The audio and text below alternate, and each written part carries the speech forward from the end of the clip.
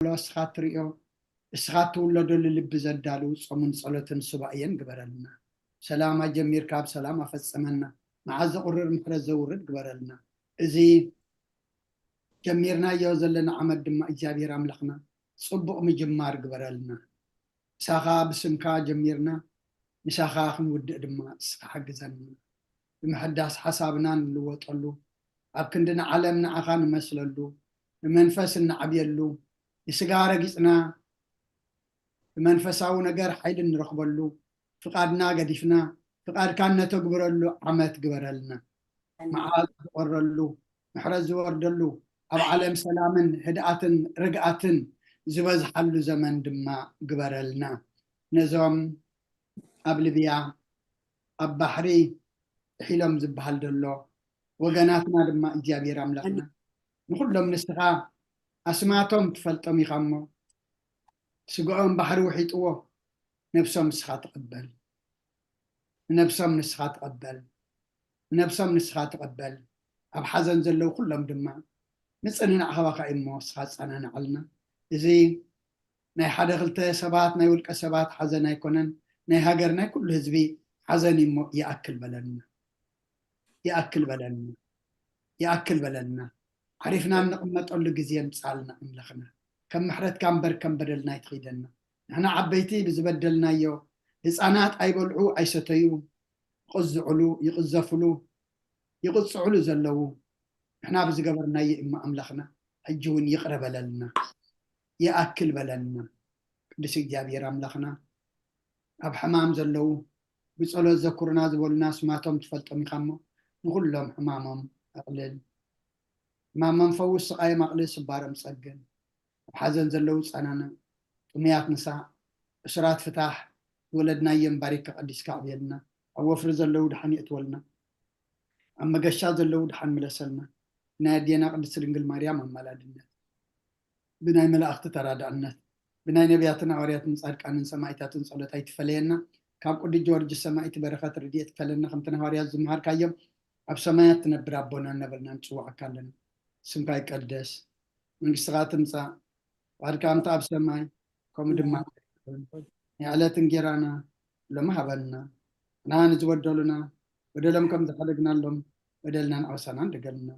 ኣብ ክፉእ ኣድሕነና እምበር ኣብ ፈተና ይተእትወና መንግሥትን ኃይልን ክብርን ንዘለዓለም ናትካ ኢማ ኣሜን ወዝት የማርያም ናይ ቅዱስ ገብርኤል መልአክ ሰላምታ ሰላም ለክልኹ ህልናኸ ድንግል ኢኺ ስጋኹን ድንግል ኢኺ ኣደ እግዚአብሔር ፀዋት ጎይታ ሰራዊት ሰላም ለክልኹ ንስኺ ካብ ኣንስቲ ብርኽቲ ኢኺ ረከርስኹም ብሩኽ እዩ ወምልእተ ጸጋ እግዚአብሔር ምሳኺ እዩ ወፍሰቲ ደስ ይበልኪ ኃጢአትና ክሰርየልና እትወድ ኢየሱስ ክርስቶስ ምእንታና ምሕረት ለምንልና አሜን ፍታዊ ሽረግና አምላክን ወዳኒ ኢየሱስ ክርስቶስ ካሊቀ ካና ሰራይ ኃጢአት ደምሳሲ አበሳ ወልዱ ለብርከሳት ይብራ እንቱም አብየ ካናት ወይ ዲያቆናት ርዋን ሳይሩ ጎጸናት በበስምኩም ኩኑ ፍታኑን ጻነ ይረሴንስ ክሏን ስማት ዚዮ መሐረነ ክርስቶስ መልዓሰት ተኸልተ ዚዮ መሐረነ ክርስቶስ ዚዮ መሐረነ ክርስቶስ ዚዮ መሐረነ ክርስቶስ ዚዮ መሐረነ ክርስቶስ ዚዮ መሐረነ ክርስቶስ ዚዮ መሐረነ ክርስቶስ ዚዮ መሐረነ ክርስቶስ ዚዮ መሐረነ ክርስቶስ ዚዮ መሐረነ ክርስቶስ ዚዮ መሐረነ ክርስቶስ ዚዮ መሐረነ ክርስቶስ ዚዮ መሐረነ ክርስቶስ ከምኡን በእንተ እግዝእትነ ማርያም መሐረነ ክርስቶስ መልዓሰት ተኸልተ በእንተ እግዝእትነ ማርያም መሐረነ ክርስቶስ በእንተ እግዝእትነ ማርያም መሐረነ ክርስቶስ በእንተ እግዝእትነ ማርያም መሐረነ ክርስቶስ በእንተ እግዝእትነ ማርያም መሐረነ ክርስቶስ በእንተ እግዝእትነ ማርያም መሐረነ ክርስቶስ በእንተ እግዝእትነ ማርያም መሐረነ ክርስቶስ በእንተ እግዝእትነ ማርያም መሐረነ ክርስቶስ በእንተ እግዝእትነ ማርያም መሐረነ ክርስቶስ በእንተ እግዝእትነ ማርያም መሐረነ ክርስቶስ በእንተ እግዝእትነ ማርያም መሐረነ ክርስቶስ በእንተ እግዝእትነ ማርያም መሐረነ ክርስቶስ በእንተ እግዝእትነ ማርያም መሐረነ ክርስቶስ ጸጋ ጎይታና ኢየሱስ ክርስቶስን ፍቅሪ እግዚአብሔር አቦን ሕብረት መንፈስ ቅዱስን ኣብ ልዕለይና ኣብ ልዕሊ ኩልኩምን ኣብ ልዕሊ ኣብ ዘሎና የቦታን ዕፅፍን ድርብን ኮይኑ ይውረድ ጸሎት ጊዜ እዛ ሰዓት እዚኣ ንባር ስጋ ጎይታ ኢየሱስ ክርስቶስ ኣብ መቃብርን መፈጸምታ ሰዓት መዓልትን እያ ከምኡውን ደቂ ሳምሳል ስለ ዝኾነ ከም መወዳእታ ጊዜ ዕድመ ሰብ ትቁፀር ናይ ምስጋና ጸሎት ሰናይ ነገር ንዝገበረልና ፍቅረ ባህሊ እግዚአብሔር ኣቦን ጎይታና ኣምላኽናን መድሓኒናን ኢየሱስ ክርስቶስ ነመስግነሎና ሰዊርናን ረዲእናን ኣሊውናን ኣቕሪብናን ተቐቢልናን ተማዕቕብናን ኣጽኒዕና ክሳዕ እዛ ሰዓት እዚኣ እውን ኣብፅሒና እየ ሕጂውን በዛ ቅዱስ ስቕለት እዚኣን ኩሉ ዘመን ህይወትና ብፍጹም ሰላም ክሕልወና ኩሉን ዚ እግዚአብሔር ኣምላኽና ንልምኖ ኣለና ጎይታና እግዚአብሔር ኩሉ ትሕዛቦን ጎይታና ኣምላኽናን መድሓኒናን ኢየሱስ ክርስቶስ ልዕሊ ኩሉ ግብርን ምእንቲ ኩሉ ግብርን ኣብ ውሽጢ ኩሉ ግብርን ነመስግነካ ኣለና ስለ ሰወርካናን ዝረዳእኻናን ዝሓለኻናን نبخاون سلازي قرب كنا نتقبل كنا سلازي عوب كنا نزتنا خنا ساعة زياون سلازي بتحخنا نمسكنا كلنا وقويتا يقرب لنا وما فكر سب سلازي اللي من كلنا كم محرت كون دل لنا نزا قدس على زيان كل زمن وطنان نأخاب بنفرا بفصم سلامكم في السماء بنا كل قناعة كل مكران وبقول نقول زخنة كل قبل سيطان مخرخ في السبات من لعل سلام وقويتا كبائر كاب كل حزب خاونا رحق كاب زرياب زلنا يبتاونا رحق يطعمن زحشن أزلنا تمنن قربيتن كل حاجة سلام كرق سلطان ذهب كنا نسقى مخا كل خفاد مننا على هالنمبر نفتنا يتأتونا على ود خاوتنا ملخنا مدحنا يذكر سات انت فقر سبيل بزق جبر محرتن قرتان سقى معرم حوم زغنا من فسق بسن سقانا صنعتن كبرن بوزل كلام من كل سعن زال عالم عالم امين يعني الصحة مزمور 50 حدن واملاك كم سال خام حدن كم تعبير راك ابا ساي دمسس كاب ابا ساي صبيك حسبني كاب حتياتي وناصرني انا ابا ساي فلت علقم حتياتي كل غزي يقدمني زربا خاص صادق فرخان صون كاتر كبسي انا خطراي بدلكم ابقى ميخا اكي غوركم نو بابا سات ولدكم نيك ابا حتيات تنستني نو انا حق اوشتي قاتلو ابرو انت مهارني انت خصالي تسمع زاطريني كبردك صعود حصبني تنزقت قد قينا صمت حقوساس بهتان حقوسنا اسمعني تسقى بحاتياتي كبلو بزلع بساي وندمسسو واملاخ صوري لب فطر لي صنع منفس كاوش تحدث كاب قد كاي دربيني قدس منفس كاونا يتقدفني عقوس مدحان كام لسلي فقادنيا منفسو ندقفني مقد خان مفرس خمرم ايه حتى انا بخاخم لس ايام فاملاخ مدحاني كاب ادم انقفني ساني صدق قال الكتب له ايه ويتا في مسغانا خنغرس خنا فريك فت مسوعات بهب لكاني زي كون اسمه قرب كل كانره مسوعات مرارايت وغوني خمو مسوعات املاخ سور منفسي واملاخ مسبرن كنت بايتو نقونيخا نتيم تصق خاصنا يقبرلا مكاتات يرسالم ندع مسوات صدق بزحر مسواتي بمد مسوات بحكم لك اي شو عم مسويخا اراحو قرب الكايم هاليلويا صلاه غزي دق اسن كرسن غسين املاخين مسكانا قبلو عطياتيك حدقليك إلمنو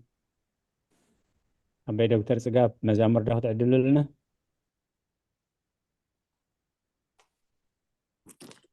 يلو أبونا مسقول الله خيط أماننا الراي الشيء الراي أبونا أبي ملاك سلام مزمور 230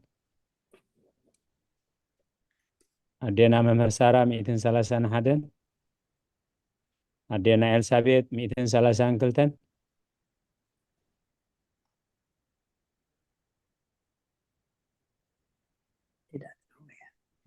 دكتور كفلاي 230 سلستن حبتنا أصلي 230 أربعة حبتنا ملو 230 شوعتن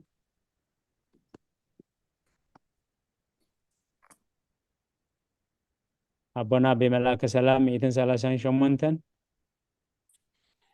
أدينا ممر سارة 240 حدن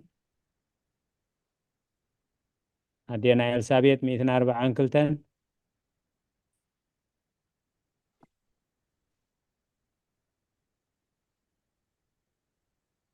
حبتنا أصلي 240 شديشن 240 شوعتن أنا خبصة هي 240 شمونتن حبتنا مولو عاول كتاب سهلنا متأكدي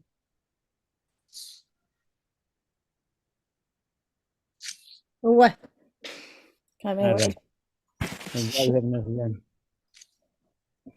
مزمور 248 هللويا እግዚአብሔር ካብ ሰማያት ተመስግንዎ ኣብ ኣርያም ኣስመስግንዎ ኩልኹም መላእኽቱ ኣመስግንዎ ብዘለኩም ሰራዊት ኣመስግንዎ ኣትን ፀሓይን ወርሕን ኣመስግንኦ ኣቱም ብርሃት ከዋኽብቲ ኣመስግንዎ ኣቱም ናይ ሰማይ ሰማያት ኣብ ልዕሊ ሰማያት ዘለኹም ማያት ኣመስግንዎ ንሶ ኣዚዙ ተፈጥሮም እዮም ተኣዚዙ ተፈጢሮም እዮም እሞ ንስም እግዚኣብሔር የመስግንዎ ንዘለኣለም ዓለም ኣቆሞም ዘይሓልፍ ሕጊ ከዓ ሃቦም ንእግዚኣብሔር ካብ ምድሪ ኣመስግንዎ ኣቱም ገበላት ባሕርን ማዕሙቕን ኩልኹም ኣቱም ሓውን በረድን ኣሳሓይታን ግመን ቃሉ ኣትሰልጥ ህባቡላን ኣቱም ኣኽራንን ኮራቢትን ኩልኹም ፍረይቲ ኣእዋምን ጥሕድታት ኩልኹም ኣራዊትን ኩልኻትኩም እንስሳን ለመም ትብሉ ነፋሪት ኣእዋፍን ነገስታት ምድርን ኩላኻትኩም ኣህዛብን መሳፍንትን ኩላኻትኩም ፈረቲ ምድርን ኣጓብዝን ጎራዙትን ዓበይቲ ምስ ንኣሽቱ ስሙ በይኑ ልዑል እዩ ግርምኡ ኣብ ልዕሊ ሰማያት ምድሪ እዩ እሞ ንስም እግዚኣብሔር ኣመስግንዎ ኣሜን ንህዝቡ እውን ቀርኒ ኣልኣለ ስለዚ ኩሎም ቅዱሳኑ ደቂ እስራኤል እቲ ዝቐርቦ ህዝቢ የመስግኖ ኣሎ ሃሌሉያ ሃሌሉያ ለቐለ امين قريتها مقاتل ملحد ኦኬ ተወዲኡከ هو كل يفكر يسأل قالات الزاهر تمسكن يهون قال هي يسمع لنا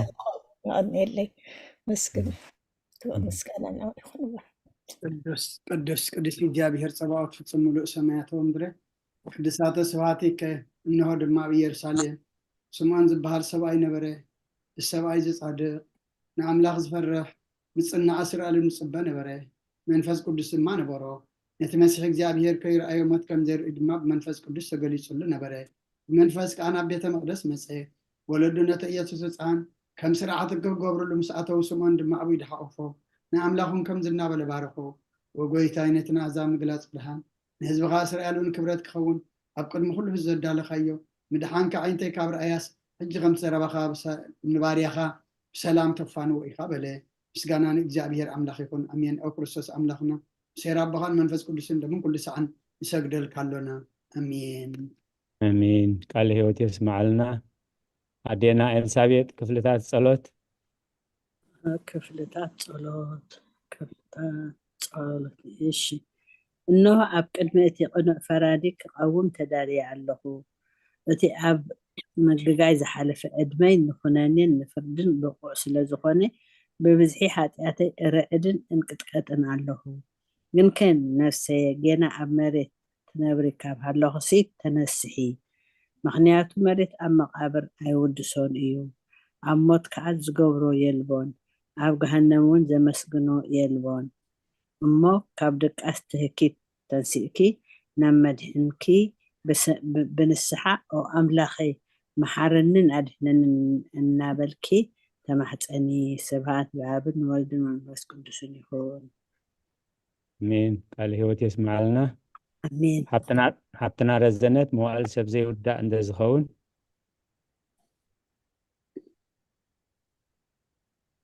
እሺ ከመይ ምሲኹም እግዚአብሔር ይመስገን መዋእል ሰብ ዘይውዳእ እዛ ዓለም እዚኣ ከዓ ንዘለኣለም ዝነብር እንተ ዝኸውን ሲ ነፍሰይ ንጹር ዝኾነ ምክንያት መሃለወትኪ ነይሩ ግን እቲ ፅዩፍ ዝኾነ ተግባርክን እቲ ሕማቕ እከይን ኣብ ቅድሚ እቲ ሓቀኛ ምስ ቅላዕ ኣብ ዓራት ሓጢኣት ተሰጢሕኪ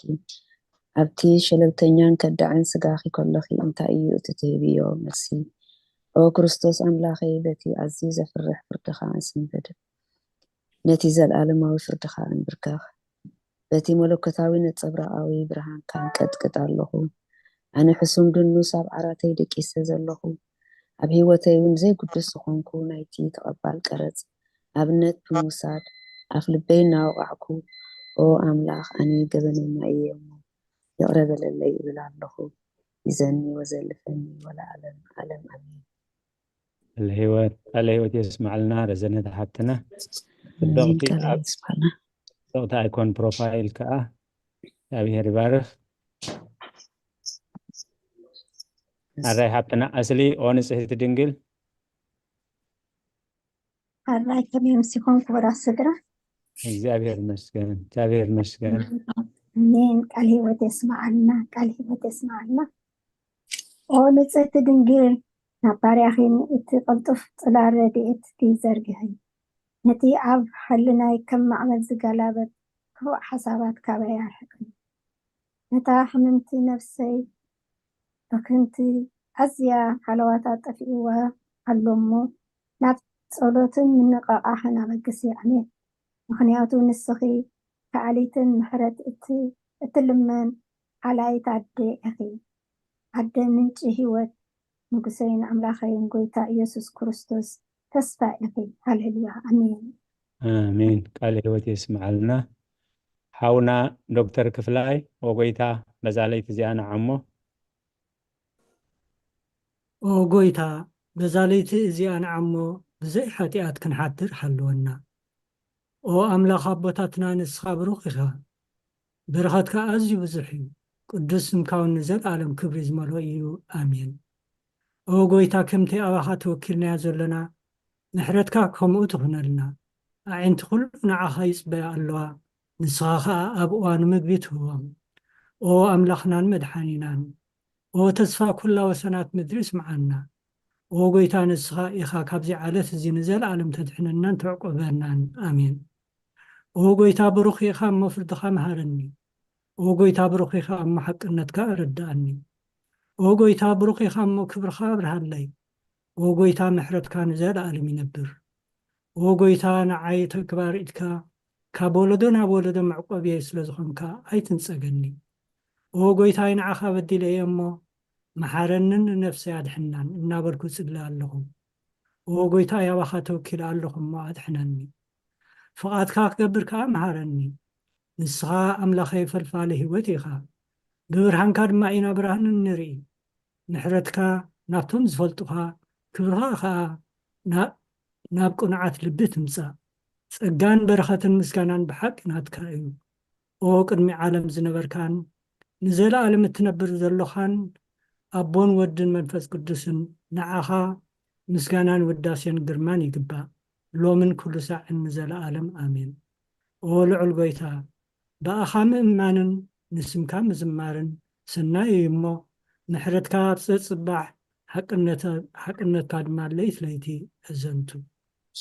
አሜን ቃል ህይወት ይስማዓልና ኣሜን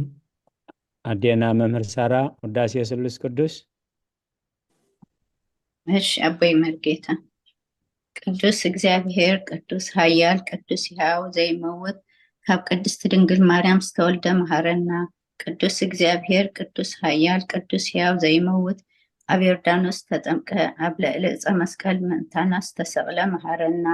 ቅዱስ እግዚአብሔር ቅዱስ ኃያል ቅዱስ ሕያው ዘይመውት ኣብ ሳልሳይ መዓልቲ ካብ ሞታት ዝተንስአ ብምስጋና ናብ ሰማያት ዝዓረገ ኣብ የማን ኣቦኡ ዝተቐመጠ ኣብ ሔዋንን ሙታንን ክፈርድ ከም ብሃድሽ ክንብር እዩ ጎይታ መሃረና ምስጋና ንኣቦን ንወልድን ንመንፈስ ቅዱስን ሎሞን ኩሉ ሰዓን ዘለዓለም ዓለም ኣሜን አሜን ቃል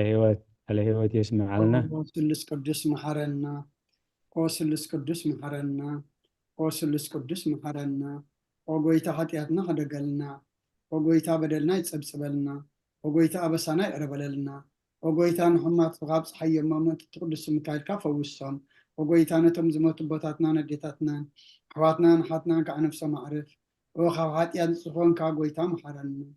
ካብ ኃጢአት ንጽፎንካ ጎይታ ርድአና ልማንና ከዓ ተቀበለልና ክብርን ምስጋናን ብፍጹም ማዕርግን ቅድስናን ንዓኻ ይግባእ እየ ጎይታ መሃረና ጎይታ መሃረና ጎይታ ባርከና ጎይታ ብቕዓት ግበረና ምስጋና ከምዚ ኢልና ክንጽልብ ሰማያት ትነብር ኣቦና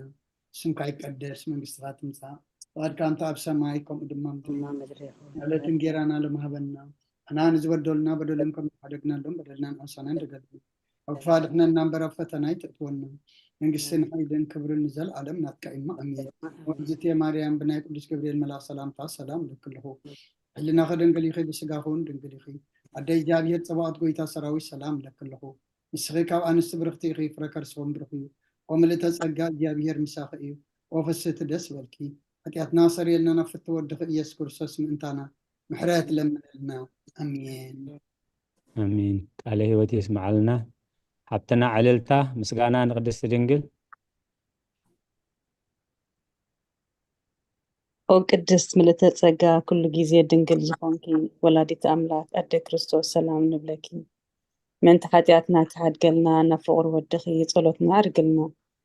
ንሓቀኛ ብርሃን ኢየሱስ ክርስቶስ ኣምላኽና ዝወለድክልና ቅድስት ድንግል ሰላም ንብለኪ ንሓጢአት ነፍስና ሓዲጉ ክምሕረና ናብ ጎይታ ለምንልና ቅድስት ድንግል ማርያም ወላዲት ኣምላክ ንዘርኢ ሰብ እምንቲ ኣማላዲት ናብ ወድኺ ኢየሱስ ክርስቶስ ብሕድገት ሓጢአት ክጽግወና ለምንልና ኦናይ ሓቂ ንግስት ድንግል ሰላም ንብለኪ ኦና ኣማኑኤል ኣምላኽና ዝወለድክልና ኩርዓት ዘርእና ሰላምታ ንቕርበልኪ ድንግል ብጎይታና ኢየሱስ ክርስቶስ ዝተኣመነት ኣማላዲት ኃጢአትና ምእንቲ ክሓድገልና ተዘክርና ቃል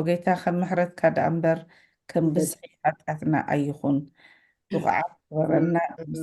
ምሕረትከ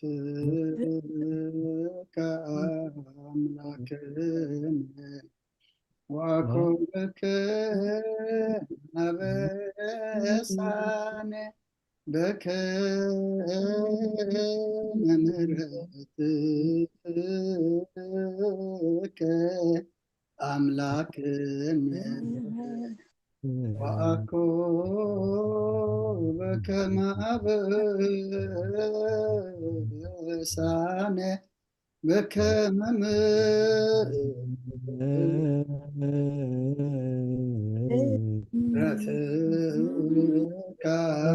أملاكني وأكوبك مع بسانة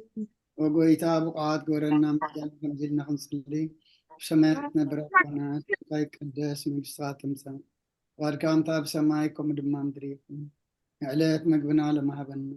احنا نزودلنا ودلنكم زحرقنا لهم بدلنا نحسنا دقلنا وقفاد احنا ننبرا فتناي تأتولنا من قصين حيلين كبر نزل على النات كايما امين وزيت يا مريم بناي قدس سلام لك اللي هو بحلنا خدن قليل سيغاخون دنقلي خاد هجابير سواد قويتا سراوي سلام لك اللغون نسخو كوان السبرغتيخي ركرسخون برغي أمل تسقاي ديابير مساقي وفسيت الدس بالكي حتياتنا أغسر يلنا نفتو ودخي يسكر ساسمنتانا محرات لمن لنا أمين ناين السحاد صلوت وقويتا وزا معلت زي أبكن مخاب تقباركم بقال حسابكم بخلو واساتنا زحات أنا أيو سخارو روحون مقرسبن سلازخونكا انت تقدس مكالكا تعرقنا نحدقلنا وأملاك سلام كنحدر سلام وتيتابنا بزانا يدك أسق زينا خاب كل چنكت ناس أقبرنا كاب كل خفاتن كاب كل فتنا سلام كفلونا خانا سلام الأكال أقلنا سقام رهران تمفكر سبزخونا خلو الدخا بسانا أملاكنا مدخلنا نيس كرسوس تبون مسؤول كبرن قلمان وداسيان زلكا معريخا مزخونا وهوات منفس كل سن بسقانا يقباك حج النزال علم أدم أمين احنا بسوكف سعاد صلى صلوت وقويتا محرنا محرت كاونا بزحلنا او امنو سوكف ساعتين جزين بسماينا مدرين بخبرة سجارة الكاك رصاص من أملاخنا عنا وعيت عقسم بزحمرات مسلنات ملاخن روحن نتهم أنا قدام يوم حتى نياتات تمحر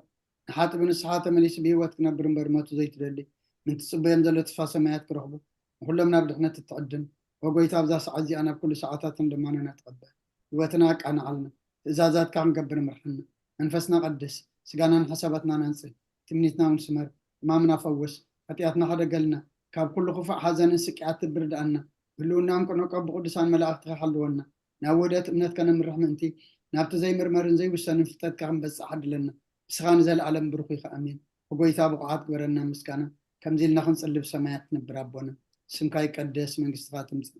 بعد كام تاب سمايكم دم اندريكم نعلت انجيرانا لما هلنا نان زبدلنا بدلنكم زحدقنا لهم بدلنا مسانا دقلنا وكفاد احنا نمبر فتناي تأتونا انقسين حيلين كبر النزل علم نحكي ما امين اوزت يا مريم بناي قدس جبريل ملا سلامتا سلام لك اللخو بحلنا خدن قليخي الشقاخون دن قليخي عدي زابير صباعت قويتا سراوي سلام لك اللخو السغي كابعان السبرختيخي ركر سغم بروخي وملي تسقى زيابير مساخي وفسيتي داسي بلكي عطيات ناصر يلنا نفت ودخي يسوس كريستوس انتانا محرات لمن لنا امين امين عليه هوت يسمع لنا تسألي صلوت تمهللنا مهللا كن እግዚአብሔር عريقو معاد زغرر محرز زورد يقبر لنا كلهم حزب እግዚአብሔር ناز قدس بيت ክርስቲያን تهبو ناي سولوس صلوت سركن كمون تمرت ሃይማኖት አበው ንምክትታል ግዜኹምን ስራሕኹምን ኣዋሃሂድኩም ብጥብዓትን ባንክ ኣድወን ትከታተልዎ ዘለኹም እቲ ክሳብ ሕጂ ብዓይኒ ምሕረቱ ጠሚቱ ኣበሳናን በደልናን ዕሽነትናን ከይተፃባፀበ بهوت عقيبو أبز قدوس قبائي خنساتف قدوس فقادو زخونلنا فتارينا أملاك قدوسان ناي بحر مسقانا يبصحيو نعاقاتكم نخلكم نتونجزيكم سراحكم ناوها هيدكم بتبعات بانك عدوان تكاتات الوزلوخن كا اتبحو زري اكزابير السيطة صادقان أسوته تاني خفلكم تبل قدس بيت خريستيان نقول لهم بس عادزي أبصى بابا أبصى قام أبشقر نزلو رهوا سلام قسانت عرفتي هابوم أبيت ما أسرت نزلهم وصحراء يفترلهم بموت سجان استفلينا جنة منقسة سمايات يوارثهم أمرير حزن نزلهم لبس قدساني دبسكم نقول لنا هذا استعلى أمره بو موداتنا يتصبغ لنا لومي كم فقاد እግዚአብሔር نريو معرف ሃይማኖት أبو معرف عسرة كيف اللي سلسته قصر حدا إمالتيو بستقال متن تو مصحف حزنا زلنا رساس دي وي ماركر دي እንዳገበርና معرف عسران حدن عسران كلتن እቲ ቀንዲ ናይ ቅድስት ቤተክርስቲያን ምስ ህይወትና ተተሓሒዙ ኩሎም ምእመናት ትኾኑ ካህናት ትኾኑ ዲያቆናት ትኾኑ መነኮሳት ትኾኑ እቲ ቀኑዕ መገዲ ዝሓንፀፅዎ ብንጹር ኢና ክንርኢ እሞ ብዝተኻእለ መጠን እቶም መፅሓፍ ሒዝና ዘለና ኣብቲ መፅሓፍና ምልክት እንዳገበርና ክንከይድ እቶም መፅሓፍ ዘይሓዝና ከዓ ነቲ መዘከሪ ጥቅስታት ይኹን ብግቡእ ክንሕዞ እግዚአብሔር ይደግፈና أبونا بملاك السلام وانجيل ماركوس معرف 12 وتر 20 شمونتن كساب 30 حدن أدينا ممهر سارة زلواويان معرف 19 وزري 10 شمونتن التحوي نزع منت زيا نعا بقع كتكون تدليخا نزغت عقب تدالو قدم خلو نكزابير أملاكا بخلو لبخان بخلو نفسخان بخلو حلينا خان أفكره بس أيكاون كم نفسخا أفكر وانجيل ماركوس معرف 10 كاب قصر عسران شمانتن كساب 30 حدن كاب صحفتي حادة كركرم سميعك عربي صبق كم زملسل لمرؤي خاء كاب كل انت إزازات سي أينيت إياق قداميتي إلو حتتو يسوس ملسي تقداميت زيها إسرائيل سمع እግዚአብሔር አምላክና ንሱ በይኑ እዩ እግዚአብሔር የእግዚአብሔር አምላካ ሙሉእ ልብኻን ኩሉ ነፍስኻን ኩሉ ሓሳብካን ኩሉ ኃይልኻን አፍቅሮ ተቀዳመይቲ ትእዛዝ እዚኣ እያ እታ ካልኣይቲ እትመስላ ድማ ንብጻይካ ከም ነፍስኻ አፍቅሮ እያ ካብዚኣተን እትዓቢ ካልእ ትእዛዝ يلبون الهوت يسمع لنا عدينا ممهر سارة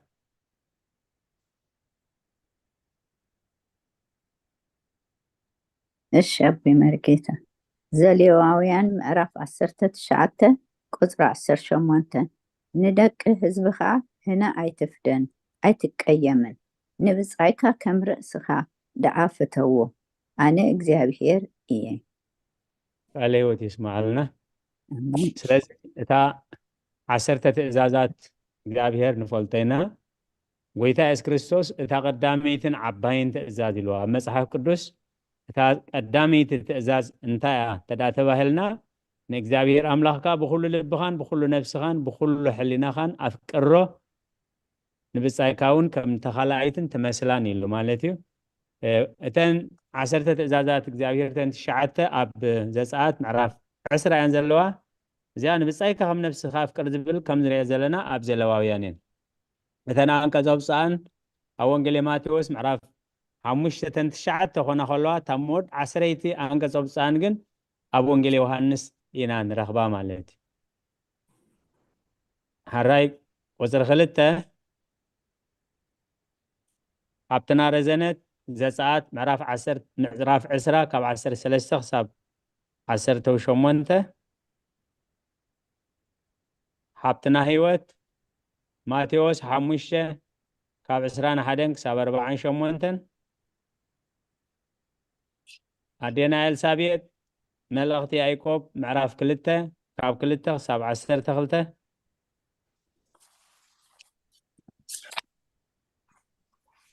ኣብትና ሙሉ ራእይ ዮሐንስ 22:15 ሰብ ኣይትቕተል ናብ ሰበይቲ ሰብኣይ እውን ኣይትኺድ ኣይትዘሙ ኣብ ማሕፀን ኣዲኡ ዘሎ ሕፃን ኣይትቕተል ሰራያይ ኣይትኹን ኣይትስረቕ ብሓሶት ኣይትመስክር ኣይትስሓት حبتنا رزنت እሺ ኦሪት ዘጸአት ምዕራፍ 20 ካብ 13 ኣይትቕተል ኣይትዘሙ ኣይትስረቕ ኣብ ብጻይካ ብሓሶት ኣይትመስክር ቤት ብጻይካ ኣይትመነ ሰበይቲ ብጻይካ ግዝእቱ ብዕራይ ኣድጉ ገንዘቡ ብጻይካ ዘበለ ኩሉ ድማ ኣይትመነ ኩሎም ህዝቢ ድማ ንጎድን ሃልሃልታን ደሃይ መለኸታትን እቲ ኸረን ክተክኽን ረኣዩ እቶም ህዝቢ እዚ ምስ ረኣዩ ከዓ አንቀጥቀጡ ርሒቆም ድማ ደው በሉ ስለ ቃላቱ እግዚአብሔር ዝተመስገነ ይሁን ቃለ ሕይወት ይስማዓልና ሓብትና ረዘነት እሺ ናተይ ከዓ ማቴዎስ ምዕራፍ 5 ካብ 21 ስጋዕ 48 ትብል ኣላ ነቶም ቀዳሞት እቲ ዝቐተሉ ፈርዶ እዩ እሞ ኣይትቕተል ከም እተባሃሎም ሰሚዕኹም ኣለኹም ኣነ ግን ንሓዉ ዝቐትሎ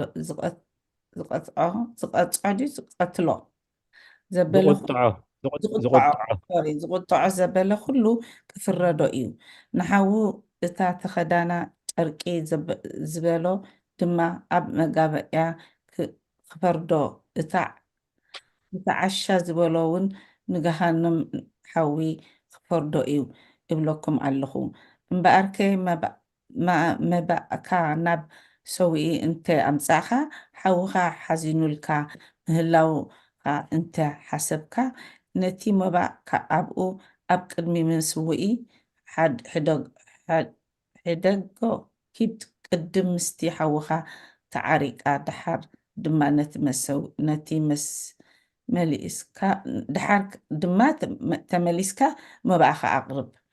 ምስ መባእስትኻ ድማ ገና ኣብ መንገዲ ከለኻ ቀልጢፍካ ምስኡ ተዓረቕ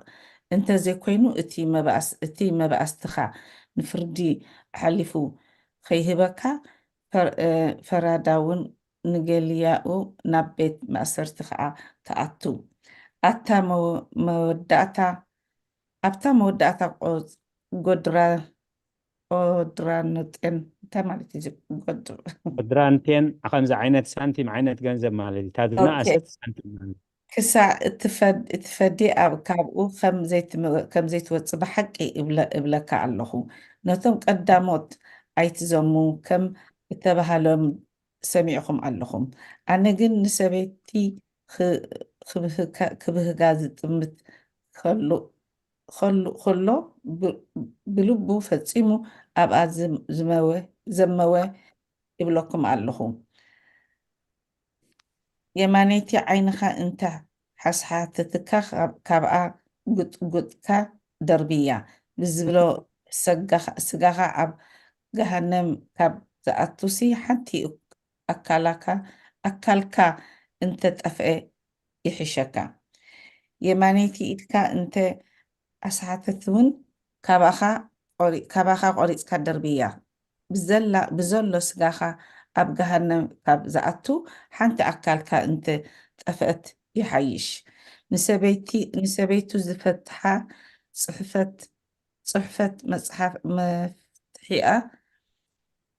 ፅሕፈት መፍትሒኣ ይሃብ ተባህለ ኣነ ግን ብዘይ ምክንያት ዝሙት ንሰበይቱ ዝፈትሕ ዘበለ ኩሉ ዘማዊ ገበራ እቲ ፍትሕቲ ዘእቱ ድማ ዘማዊ ይብለኩም ኣለኹ ድማ ነቶም ቀዳሞት ማሕለኻ ንእግዚኣብሔር ሃቦ እምበር ብሓሶት ኣይትምሃል ከም እተባህለ ሰሚዕኹም ኣለኹም ኣነ ግን እብለኩም ኣለኹ ብሰማያት ኮነ ዝፋን ኣምላኽ እሞ ብምድሪ ኮነ መርገፂ እግሩ እያ እሞ ብየሩሳሌም ኮነ ከምታ እቲ ዓብይ ንጉስ እያ እሞ ኮቶ ኣይትምሓሉ ካብ ፀጉሪ ርእስኻ ሓንቲ ከተፃዕዱ ወይስ ከተፀልም ኣይከኣለካን ኢኻ እሞ ብርእስኻ እኳ ኣይትምሓል ነገርኩኹምሲ እወ ኣይኮነን ደኣ ይኹን ካብዚ ዝበዝሑ ካብቲ ክፋእ እዩ ካብዚ ዝበዝሑ ካብቲ ክፋእ እዩ ዓይኒ ክንዲ ዓይኒ ስኒ ክንዲ ስኒ ከም እተባህለ ሰሚዕኩም ኣለኹም ኣነ ግን እብለኩም ኣለኹ ንኽፋእ ኣይትቃወምዎ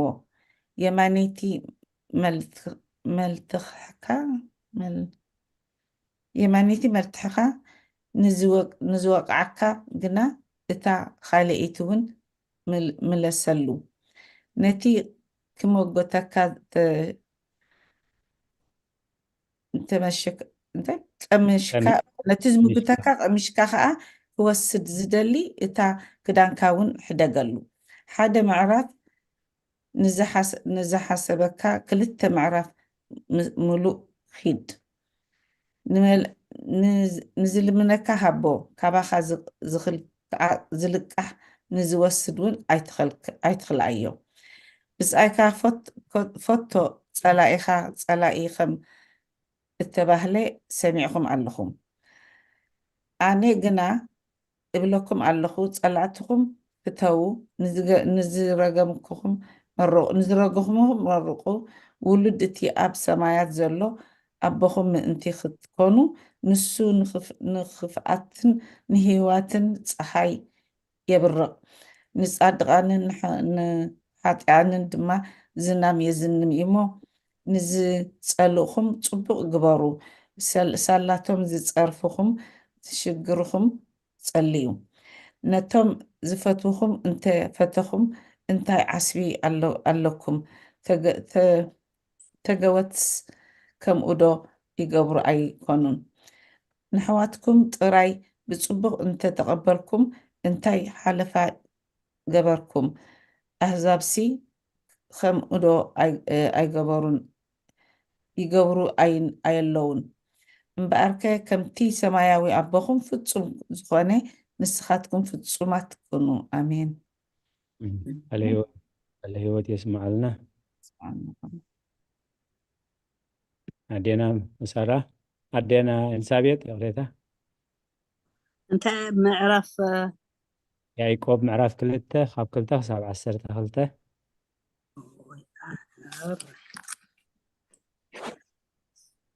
كلته دهر زي وزينا حجزك كنا ما تخبك يبيع له أب منفساوي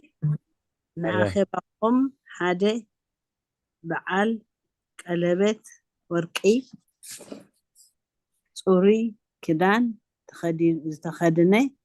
70 سبال أب منفساوي أخبكم حدا بعل قلبت ورقي صوري كدان زتخدنن 70 حدا دخا رسح كدان زتخدني 70 انت أهو حرة انت هاتو እሞ ነቲ ፅሩይ ክዳን ዝተኸድነ ብምድላው ንስኻ ኣብዚ ፅቡቅ ስፍራ ተቐመጥ እንተበልኩሞ ነቲ ድኻ ግና ንስኻ ኣብቲ ደውበል ወይስ ኣብቲ ኣብ መርገፅ እግረይ ተቐመጥ እንታይ ዳሉት መርገፅ እግሪ እንተበልኩሞ ብክፉእ ሓሳብ ተመሪሕኩም ኣብ ንሓድሕድኩም ዶ ብምድላው ተፈርዱ ኣየለኹምን ኣቱም ፍቁራት ኣሕዋተይ እስከ ስምዑ ኣምላኽ ነቶም ዘፍቀርዎ ዘተስፈዎም መንግስቲ ምእንቲ ክወርሱ ኣምላኽ ነፍቆር ተስፋ ምእንቲ ክወርሱ ብእምነት ሃብታማት ምእንቲ ክኾኑ ነቶም ብኣርኣያ ዓለም ድኻታት ዝኾኑ ዶ ኣይሓረዮምን እዩ ምስኻትኩም ግና ነቲ ድኻ ኣዋረድኩሞ እቶም ሃብታማት ዶ ኣይኮኑን ዝገፍዑኹምን ናብ ቤት ፍርዲ ዘስሕብኹምን ንሳቶም ዶ ኣይኮኑን ከ ነቲ ዝተሰሚኹምሉ ክቡር ስም ዝፀርፉ ዘለዉ نتي أب قدس مصحف زركب نبصايكا خم نفسك أفكر زيبل عابي حقي انت دعا بحق فصيمكم مو سناي تقبروا عليهم علو انت قبركم قنا حاتيات تقبروا عليهم التي حقي مفرستي حقي مخانكم يتنكم يتعكم يرتعكم حقي مخانكم يرتعكم علو نبزلو بتي حقي حاليو أب حانتي بيت زاد أب حانتي زي بدل بخلو يو بدلين زي خون اتي ايت زمو زبالي اي تقتل دما بالي سلازي انت زي زموخا اكوا كاب التقتلسي مفرس حقي إخا كاب التقتلسي مفرس حقي إخا مبعر كمتم حارة بزوط حقي زفردهم تزاربهم قبرون تزاربون قبرون زفردهم تزاربون قبرون كمي محرت قبل اللي فردي سلا التعوت اتي محرت زي قبري بزي محرت كفرد ايو قال هيوت اسمه امين حتى ملو الرأي يوهانس ምዕራፍ 22 ቁፅሪ 15 እቶም ኣኽላባትን ጠንቆልትን ኣመንዝራታትን ቀተልትን መምለኽቲ ጣዖት ንሓሶት ዝፈትውዎን ዝገብርዎ ዘበሉ ኩሎም ግና ኣብ ወፃኢ እዮም قال هيوت اسمه ስለዚ ኣብቲ ግዜ እቲ ከይተረፈ እቲ ሕጂ ምንፃል ጥንሲ ዝበሃል ዘሎ ማለት እዩ ኣቦታትና እቲ ስራሕ እግዚኣብሔር ስለ ዝኾነ ታራ ናይ ሰባት ግደ እግዚኣብሔር በበይኑ ስለ ዝኾነ ኣብ ግደ እግዚኣብሔር ኣብቲ እግዚኣብሔር ዝሃነፆ ሂወት ንምጉዳእ ኢድና ከይንዝርግሕ ምእንቲ ኣብ ማሕፀን ኣዲኡ ዘሎ ህፃን ኣይትቕተል እዩ ስለዚ ኣቦታትና እዚኦም ኣቐሚጦም ማለት እዩ እዚ እቲ ሕጊ ቤተክርስትያን እንታይ እዩ ዝብል ብዛዕባ እዚ ብዛዕባ ምንፃል ጥንሲ ቤተክርስትያን እንታይ እያ ትብል ተተባሂሉ ሕጂ ዝበሃል ነገር የለን ኦልሬዲ ኣቐዲሙ ተባሂሉ ተሰኒዱ እዩ ማለት እዩ ስለዚ ኣብዚ እንታይ ካብዚ ክንፀምዖ ፀናሕና ኣብቲ ኣብ ብሉይ ኪዳን ኣይትቕተል ዝብል ነበረ ኣብ ሓድሽ ኪዳን ግን እቲ ኣይትቕተል ዝብል ቃል ሂወት ምሕላፍ ጥራይ ዘይኮነ ብዝተፈላለየ መገዲ نحو التعشى زبلو نحو تخدان شرق زبلون نجهنم يسيول كفر رديو إلو أبولين كيدانن نان سازره إذا سند زيوم قدي فملنا عشرة مثل تنقدسان أبوتات بتخرسيان أبكو سري سلسته بس إحنا لنا حبتنا تمنيت زفترة تشعت 4 مع ذاك قدسان زلواويان 3:17 حبتنا أصلي قبر هواريات 15:10 نباب ناي قصر 3 بعلو كابز موتن تحانيقو كابز موتن أي تبلع هراي حبتنا 8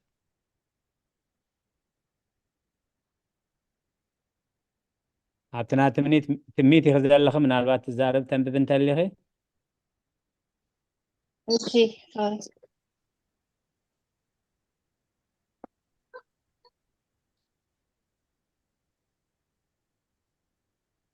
ربنا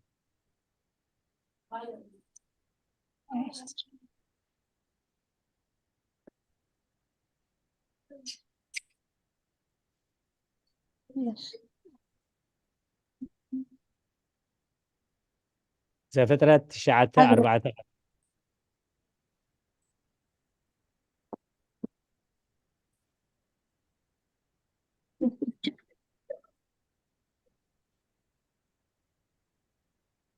جناخه سجا مس نفسي سجا مس نفسه إذا دمو أيتبلعوه صاربنا حسب عندي دهان قال هو تسمع لنا سبق ما ذا قدسان كمان سيغم أبونا كلكم እግዚአብሔር ይመስገን እግዚአብሔር ይመስገን ዘለዋውያን 3:17 እዚ ኣብ ኩሉ እትነብርዎ ንውሉድ ወለድኹም ሕጊ ዘለዓለም ይኹን ስብሒ ዘበለን ደም ዘበለን ኣይትብልዑ እግዚአብሔር ይመስገን ስለዚ ጥረ ስጋ ይኹን ደም ይኹን ስብሒ ይኹን እዚ ኣይትብልዑ ኢሉ ሕራይ ስለ ቃላቱ እግዚአብሔር ተመስገነ ይኹን ኣቦታትና ሐዋርያት ከብ ዛዕባ እንታይ ኢሎም ኣብትና ኣስሊ ሕራይ ብምልጌታ 19:21 ዘለዋ ካዕዲ ክጅምር ጽቡቕ ኣለኸ ጽቡቕ ኣለኸ ስለሓብተ ካብ ቀደም ወለዶ ጀሚሩ ኣብ ቤት ጸሎት በብሰንበቱ ንሙሴ እናኣንበብዎ ኣብ ከከተምኡ ዝሰብክዎ ኣለዉ እሞ ካብ ርክሰትን ጣዖትን ዝሙትን ካብ ሕንቅንቅ ደምን ደኣ ክንክልክሎም ንኽእሎም እምበር ነቶም ካብ ኣህዛብ ናብ ኣምላኽ ዝምለሱ ዘለዉ ከይከብዶምስ يرينا له قال هو تسمعنا آمين آمين إذا قدامي قبائي هواريات زبهال أب 5 عامة مهرت أب يروساليم استقبري أمان قطهم ناي أيهود ناي بولي كدان أمنت زروا ومن حدثتي كاب أحزاب زموس قري خاويانن أب كريستنا مسموسو أمنا نحدهم سلازة صحاحابو أبوتاتنا هواريات زوالسنوا والسانيين تايو كابرخسة تاوتاتن زموتن ካብ ሕኑቁን ደምን ዳኣኽልከሉ ንልኣኸሎም ኢሎም ነዚ ከም ዝለኣኸሎም ይገልጽ ማለት እዩ ቁፅሪ 4 በፂሕና ኣለና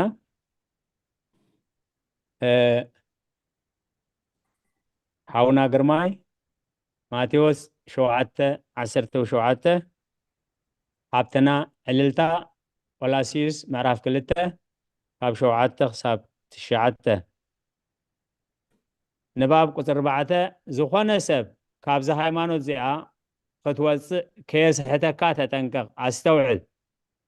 عند زي كونه كابز زيا بهير فولي كتكوني خان هراي حاولنا اقرماي شبونا اللي تسمع لنا فتبونا شي يا كون قرماي شبونا تقرماي كونان زابير مسكن قام ساو حوسني ማቴዎስ ምዕራፍ 7:17 ከምኡ ድማ እቲ ጽቡቕ ኦም ጽቡቕ ፍረ ይፈሪ እቲ ሕማቕ ኦም ከዓ ሕማቕ ፍረ ይፈሪ ቃለ ሕይወት የስማዓልና ሃብትና ዕልልታ ከምቲ ዝተምሃርኩምዎ ኣብኡ ተሰሪትኩምን ተሃኒጽኩምን ብምስጋና መሊእኩምን ኣብ እምነት ጽንዑ ኣብ ናይ ክርስቶስ ዘይኮነ ኣብ ባህልን ሰብን ኣብ ኣተሓሳስባ ዝዓለም እዚኣን ዝተሰረተ كنتون معشون زخونة فلسفنا جيرو حدا كواكي مارخوكم تتنقوم كما أبسبنت كريستوس ملكوت بملآت حديرو أرلو على هو يسمع لنا كل جزياتي قدائي بهلن لمدن نت امنت وينت حقي ناوحات وينبر سلاز نبره هواريا قدس باولوس ناب كولاسيس كتصحف كلهم تحبتنا على تاغتن بلنا سنحت أبو تسريتكم تهانيزكم بمسجانا مليكم كم تتمهاركم كمكم بأمنة صنعوا إذا زبلوا زلوا مهنيات كم ناي كريستوس زي كنا بالمار سب كم كل عنا مهرت زعلم زعيل سلازم دار أنا يبز حق زين دار أنا يو إذا حق زين تايز بلزلوا نحنا بايتا كنتاي نجبر لنا إن الناس أثرنا كم فقط أوزع بهير كن رينا مالتي راي ناي كسر حمشتن شديشن موكاسي بحنساب غيرونا له من البعض زسجركم تليهم أذكرنيهم أبونا أبي ملاك السلام ماتيوس 10:9 قدر خلته أدينا ممر سارة قدامي كورنثوس معرف شوعته كاب 30 كلتن كسب 4 نباب قدر 5 شديشن أتن زتفلتا حاتيات زياتنين زي تفلتو ناشت إزازات كا ألو نحنا دما بزعبوهم كنزار دينا المخلو صادقانن منكوساتن كابانستي رحقو ناباتن أي يقربو مساعتن أي يزاربو قالوا كوا حنت قال ኣይዛረብዎን ካብኣተን ይርሓቑ ወንጌል ማቴዎስ ምዕራፍ 19 ቁፅሪ 12 ኣብ ከርሲ ኣዲኦም ስሉባት ኮይኖም እተወልዱ ኣለዉ ሰባት ዝሰለብዎም ስሉባት እውን ኣለዉ ምእንቲ መንግስተ ሰማያት ኢሎም ባዕሎም ተሰልቡ ስሉባት እውን ኣለዉ እሞ ክቕበሎ ዝኽእል ይቀበሎ ቃል ህይወት የስማዓልና ኣዴና መምህር ሳራ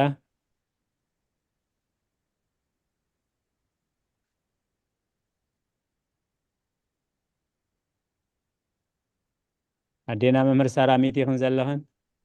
ኦኬ ኣቦይ መርጌታ ሶሪ ቀዳማይ ቆሮንቶስ ምዕራፍ 7 ቁፅሪ 32 ኣነ ግና ብዘይ ሃልዮ ክትኮኑ እየ ዝፈቱ እቲ ዘይተመርዓወ ከመይ ገይሩ ንጎይታ ከም ዝሓጉሶ ብናይ ጎይታ እዩ ዝሓሊ ክሳብ 4 እወ እቲ ተመርዓወ ግና ንሰበይቱ ከመይ ገይሩ ከም ዝሕጉሳ ብናይ እዛ ዓለም እዚኣ እዩ ዝሓሊ ናይ ምርዕውቲ ሰበይትን ናይ ድንግልን ድማ በበይኑ እዩ እታ ዘይተመርዓወት ስጋዓን መንፈሳን ምእንቲ ክቅደስ ኢላ ብናይ ጎይታ እያ ትሓሊ እታ ምርዕውቲ ግና ከመይ ጌራ ንሰብኣያ ከም እተሕጉሶ ብናይ እዛ ዓለም እዚኣ እያ ትሓሊ بتجابئ نجر بصنعتن كيتنعنقكم بقويتا كتتصنعوا انبر مفنطرع انت كتجبر لكم عيكونكم ازين ربح رأسكم يزبلو زلخو جناخه حدا بتا دنجل قالو زحفر زلو انت مسلو ازيا كا بصحتي انت خوت انت كم زخون دما زقبع انت خوينو زدلو يقبر ኃጢአት የብሉን ንሰብኣይ ይሃባ ግና እቲ ብልቡ ወዲእዎ ዝፀንሐ ግዲ ዘይኮኖ ኣብ ገዛእ ፍቓዱ መልኪ ዘለዎ እታ ጓሉ ብድንግልና ክትነብር ብልቡ ዝቆረፀ ጽቡቕ ይገብር እምበዓርሲ እቲ ንገሊኡ ሰብኣይ ዝህብ ጽቡቕ ይገብር እቲ ዘይህብ ከዓብ ዝሓይሽ ይገብር ሰበይቲ እቲ ሰብኣይ ብሂወቱ ክሳዕ ዘሎ ዘመን እስርቲያ ሰብኣይ እንተ ሞተ ግና ብእግዚአብሔር ጥራይ ደዓይ ይኹን እምበር ኣብ ዝደለየቶ ክትምርዖ ሓራ እያ ከም ሓሳበይ ግና ከምቲ ዘላቶ ኮይና እንተ ትነብር ኣዝያ ብፅእቲ ምኾነት ኣነውን መንፈስ ኣምላክ ከም ዘሎኒ ይመስለኒ ኣለሁ ለቃላቱ እግዚአብሔር ዝተመስገነ ይሁን ኣብታ ቀዳመይቲ ዝረኣናያ ምእንቲ መንግስተ ሰማያት ኢሎም ነብሶም ዝተሰልቡ ኣለዉ ዓለም ትትረፈና ሰበይቲ ትትረፈና ውላድ ትትረፈና ርስቲ ጉልቲ ትትረፈና ኢሎም ዝመነኑ ሰባት እዚኣቶም ንርእሶም ከይዕንቀፉ ካልኦት ከዓ ከይዕንቀፉ ምእንቲ ከምዚ ንሪኦ ዘለና ካብ ኩሉ እቲ ምናልባት ብቃል ሰሚዕናዮ ንኸውን ካብ ገጽ ኣንስቲ ገጽ ኣናብስቲ ዝብልዎ ንሓደ መናኒ ኣንበሳ እንተበሊዕዎ ብስጉኡ ጥራይ ዝጎዳእ ማለት ኣብ ሓጢኣት ተወዲቑ ግን ብነፍሱን ብስጉኡን እዩ ዝወድቕ ንባዕሉ ወዲቑ ከዓ ንካልኦት ምውዳቕ ዕንቅፋት ይኸውን ማለት ስለዚ ንቅድሜና ክንሪኦ ኢና ዋላ እቶም ገዳማውያንን ከይተረፈ ገዳም ናይ ደቂ ተባዕትዮ ካብ ገዳም ናይ ደቂ ኣንስትዮ እንተቀረበ ካብ 40 ኪሎ ሜትር ኣብ መንጎ ክፍለይ ከም ዘለዎ እዩ ትሕጊ ዘፍቅድ ማለት እዩ ቁፅሪ 7 ኣብ ቁፅሪ 7 በፂሕና ኣለና ናይ 7 ንባብ ሃብትና ረዘነት ዘፀአት 10:14 ሃብትና ህይወት ኢዮብ 31:1 ሃብትና ሙሉ ካልኣይ ጴጥሮስ 2:14 ኣዴና ኤልሳቤጥ ማቴዎስ 5:27-31 ንባብ ቁፅሪ 7 ብዝበለፀ ድማ ኩሉ ትግሃቶም ገሊፆም كم زي رئيوان يقبروا كمي كامر عايز تلعله لبي زمي إمو بز خيرهسو يتأنقغوي هراي حبتنا رزنت زعات 10 ኣይትዘሙ على هيوت يسمع لنا حبتنا هيوت إيوب دي حكي إيوب هو سلسان حدن كسر حدا إيوب يوت أخوات أنا حسوري إيوب سلسان حدن أي سوري مس عينتي كيدان تأتاتخو كميلة دعا نب قنجوغل قلت كبل سلام እግዚአብሔር ተመስገነ ይሁን ፍጹም ንአምላኽ ዝፈርሕ ካብ ከይድ ረሓቐ ዝበለ ሓጢኣት ከይገብር ምእንቲ ምስዒንተይ ምስ ዝሙን ዝተሓሓዘት ምስዒንተይ ኪዳን ተኣታተኹ እዩ ሓራይ ኣዴና ኤልሳቤጥ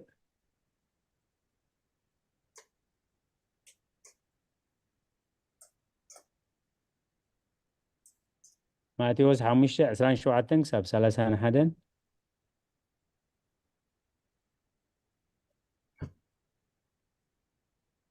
ميتي خن زلخنا دينا ኤልሳቤጥ ተንብባ እንተሊኽን مركب سينا ينبر ሓራይ እዚኣ ክሕግዘክን ሞካዝ መፅደኽበክን ሓራይ ማቴዎስ 5:27-31 ነቶም ቀዳሞት ኣይትዘሙ ከም ተተባህለሎም ሰሚዕኹም ኣለኹም ኣነ ግና ንሰበይቲ ክብህጋ ዝጥምታ ኩሉ ብልቡ ፈፂሙ ኣብኣ ዘመወ እብለኩም ኣለኹ የማነይቲ ዓይንኻ እንተሰሓተትካ ካባኻ ጎጥቂጥካ ደርብያ ብዘሎ ስጋኻ ኣብ ገሃነም ካብ ዝኣቱስ ሓንቲ ኣካልካ እንተጠፍአት ይሕሸካ የማነይቲ ኢድካ እንተሰሓተትካ እውን ካባኻ ቆሪፅካ ደርብያ ብዘሎ ስጋኻ ኣብ ገሃነም ካብ ዝኣቱስ ሓንቲ ኣካልካ እንተጠፍአት ይሕሸካ ንሰበይቱ ዝፈትሓ ፅሕፈት መፍትሒኣ የሃባ ተባህለ እዩ ስለ ቃላቱ እግዚአብሔር ዝተመስገነ ይኹን ሓብትና ሙሉእ ካልኣይ ጴጥሮስ ምዕራፍ 2 ቁፅሪ 14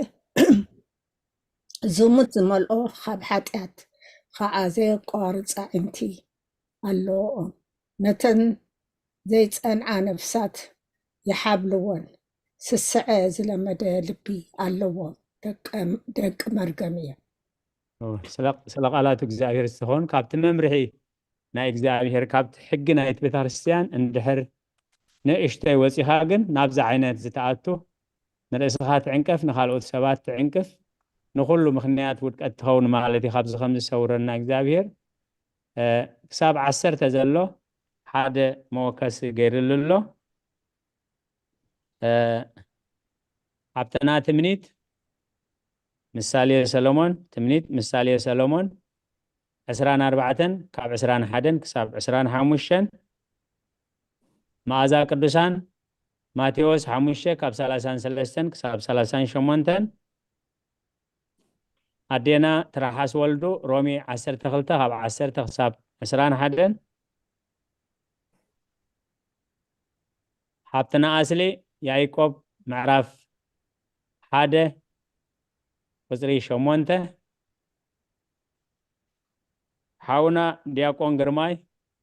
ያዕቆብ ምዕራፍ 3 ካብ 3 ክሳብ 10 ንባብ ካብ ቁፅሪ 8 ክልተ ሳዕ ዝዛረብ ወይ ክልተ ዝጠባዩ ክልተ ሳዕ ዝዛረብ ወይ ክልተ ዝጠባዩ ወይ ከይትሕሱ መጣቆሲ ወይ ክልተ ዝመልሓሱ ከይትኸውን ተጠንቀቕ ህድኣት ዘይብሉ ኣኻይዳ ኣይትኺድ ዝህሉል ኣካይዳውን ኣይትኺድ ብዘይ ሓፍረት ኣይትኹን ንገጽ ሰብ ዘድሉ ኣይትኹን ክፉእ ተዛራብውን ኣይትኹን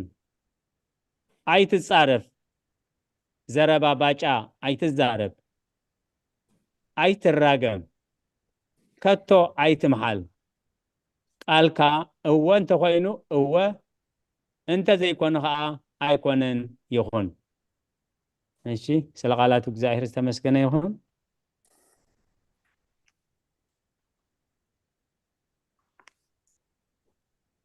ኣብትና ትምኒት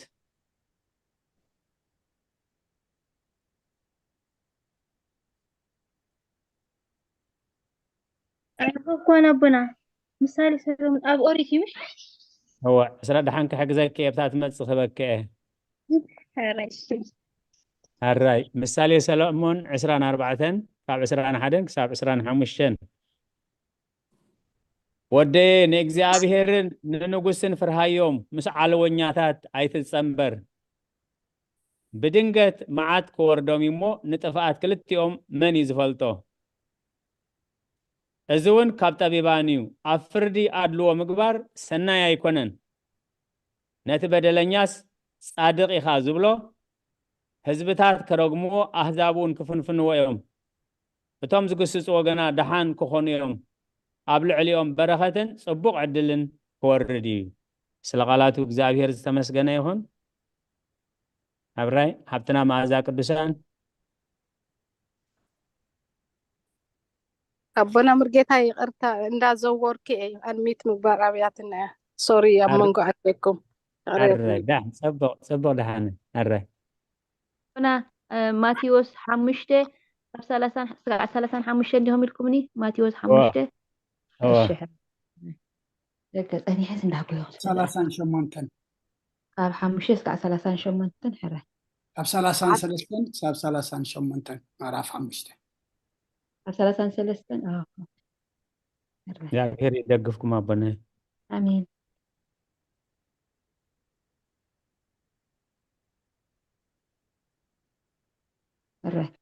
ድማነቶም ቀዳሞት ማሕላኻን እግዚአብሔር ሃቦ እምበር በሓሶት ኣይትምሃል ከም እተባህለ ሰሚዕኩም ኣለኹም ኣነ ግና እብለኩም ኣለኹ ብሰማያት ኮነ ዝፋን ኣምላኽ እዩ እሞ ብምድሪ ኮነ መርገጽ እግሩ እያ እሞ ብኢየሩሳሌም ኮነ ከተማ እታ ዓብይ ንጉስ እያ እሞ ኮቶ ኣይትምሃሉ ኣሜን ሳብ 38 ሕራይሽ ካብ ፀጉሪ ርእስኻ ሓንቲ ክትጻዕዱ ወይስ ክትጽልም ኣይትኽእልን ኢኻ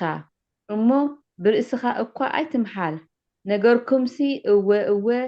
ኣይኮነን ደኣ ይኹን ካብዚ ዝበዝሐ ካብቲ ክፉእ እዩ ዓይንኻ ክንዲ ዓይኒ ስኒ ክንዲ ስኒ ከም እተባህለ ሰሚዕኩም ኣለኹም على هيوت يسمع لنا رومي 12 كاب 10 كساب 21 كم ببلنا استدلوا انت اللي زتعمو أنا خنباب منبونا راد يكون እግዚአብሔር ይደግፍካ آمين رومي معرف 12 كاب 10 كساب 21 نحاد حدكم بمكبار نتقالدكم بفقر أحوات نحاد حدكم بلوهات تفاقروا ንምትጋህ ኣይትተሃገዩ መንፈስ ተቓጸሉ ንእግዚአብሔር ኣገልግሉ ብተስፋ ተሓጐሱ ብጸባ ተዓጐሱ ጸሎታ ዘውትሩ ብዘድልይዎም ንቅዱሳን ኣማቕሉ ንምቕባል ጋሻ ተቓዳደሙ ንሰጉኹም መርቑ እምበር ኣይትርገሙ ምስቶም ዝሕጐሱ ተሓጐሱ ምስቶም ዝበኽዩ ብኸዩ ንሓድሕድኩም ሓንቲ ሓሳብ ሕሰቡ ምስቶም ተሓቶት ትሕት በሉ እምበር ኣብቲ ልዕል ዝበለ ነገር ሓሳብኩም ኣይተወድቑ ጠይባን ኢና ኢልኩም ብርእስኹም ኣይትሕሰቡ ነቲ ኣብ ቅድሚ ኩሉ ሰብ ጽቡቕ ዝኸውን ደኣ ሕሰቡ እምበር ሓደ እኳ ክፉእ ኣብ ክንዲ ክፉእ ኣይትፍደይዎ ዝከኣል እንተኾይኑስ ብኣኻትኩም ዝመፀ ምስ ኩሉ ሰብ ብሰላም ንበሩ ፍቑራተይ ምፍዳይ ሕነናተይ እዩ ኣነ ክፈድዮ እየ ይብል እግዚኣብሔር ጽሑፍ እዩ እሞ ነቲ መዓትሲ ስፍራ ሕደጉሉ እምበር ባዕላትኩም ሕነ ኣይትፍደዩ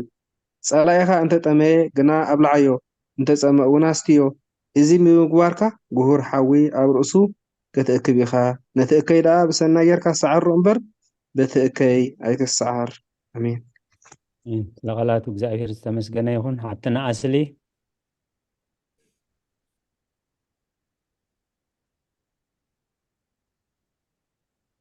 ሃብትና ኣስሊ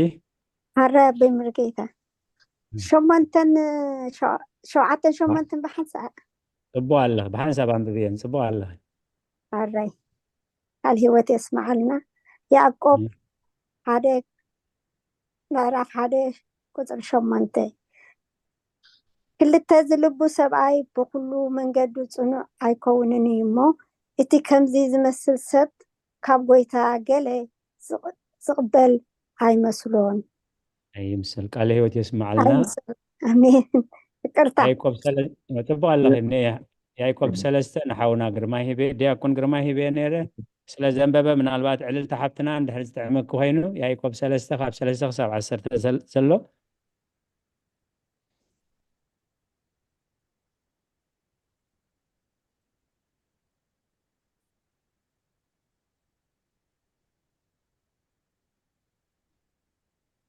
هرا يبون 3:17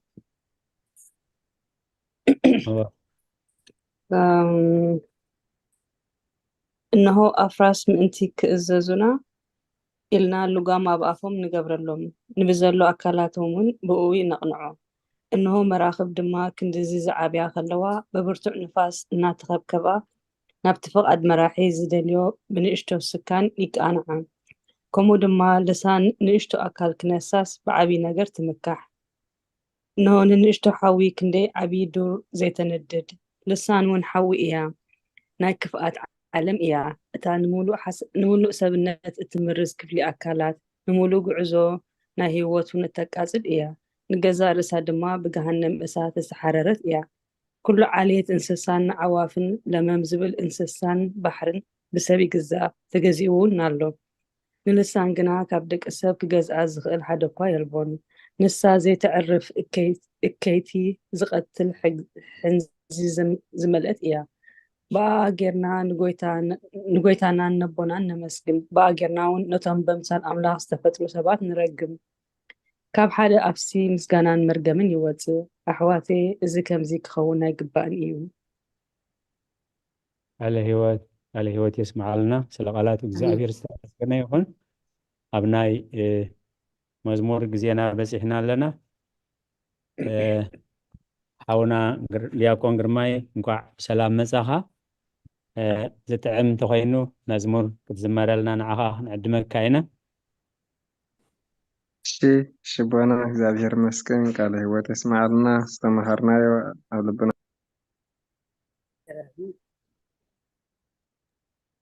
እሺ ክብርና ኣምላኽ ኮን ኣቦና ተስተኻበና ዕድል ወና ኣምላኽ መስክኖ እሺ እግዚአብሔር ሓላዊና እተን መዝሙር ብስም ስላሴ ስልጣን አሚን ክዝምሬ እግዚአብሔር ሓላዊናዩ ጓሳይናዩ እግዚአብሔር ሓላዊናዩ ጓሳይናዩ ኣብ በረኻ ኣብ ስደት ኣብ በረኻ ኣብ ስደት ኣብ ዝኾነ ቦታ ኣብ በረኻ ኣብ ስደት ኣብ በረኻ ኣብ ስደት ኣብ ዝኾነ ቦታ ድኻምና ዝፀውር በደልና ዝዕቅስ ፍጹም ከይንመውት ሕማምና ዝፍውስ ትጉሂ ጓሳና ፍጹም ዘይታኸስ ምሳና ወፊሩስ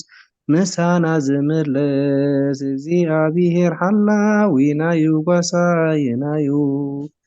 እግዚአብሔር ሓላዊናዩ ጓሳይናዩ ኣብ በረኻ ኣብ ስደት ኣብ በረኻ ኣብ ስደት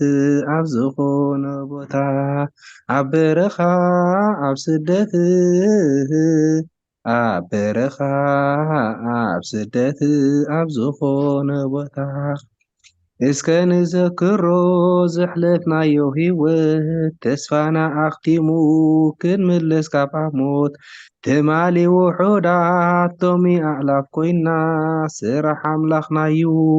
ኣይኮነን ካባና እግዚአብሔር ሓላዊናዩ ጓሳይናዩ እግዚአብሔር ሓላዊናዩ ጓሳይናዩ ኣብ በረኻ ኣብ ስደት ኣብ በረኻ ኣብ ስደት ኣብ ዝኾነ ቦታ ኣብ በረኻ ኣብ ስደት ኣብ በረኻ ኣብ ስደት ኣብ ዝኾነ ቦታ ደጊም ንበራብር ጊዜና ኣኺሉ ሓድሽ ምዕራፍ ንኽፈት ህይወት ንረኽበሉ ምስጋና ነቕርብ ብሓባር ንስሙ ኢየሱስ ክርስቶስ ሰላም ዓለሙ እግዚአብሔር ሓላዊናዩ ጓሳየናዩ እግዚአብሔር ሓላዊናዩ ጓሳየናዩ ኣብ በረኻ ኣብ ስደት ኣብ በረኻ ኣብ ስደት ኣብ ዝኾነ ቦታ ንዑን ኣብ ቤት ኣምላኽ ብመንፈስ ክንዓቢ ይጽዋዓናሉ ንኽፈተሉ ልቢ ጻውዒት ናይ ጐይታ ሸለላይ ንበሎ ሓቀኛ ዕረፍትስ ኣብ ቤት እዩ ዘሎ እግዚአብሔር ሓላዊናዩ ጓሳየናዩ እግዚአብሔር ሓላዊናዩ ጓሳየናዩ ኣብ በረኻ ኣብ ስደት ኣብ በረኻ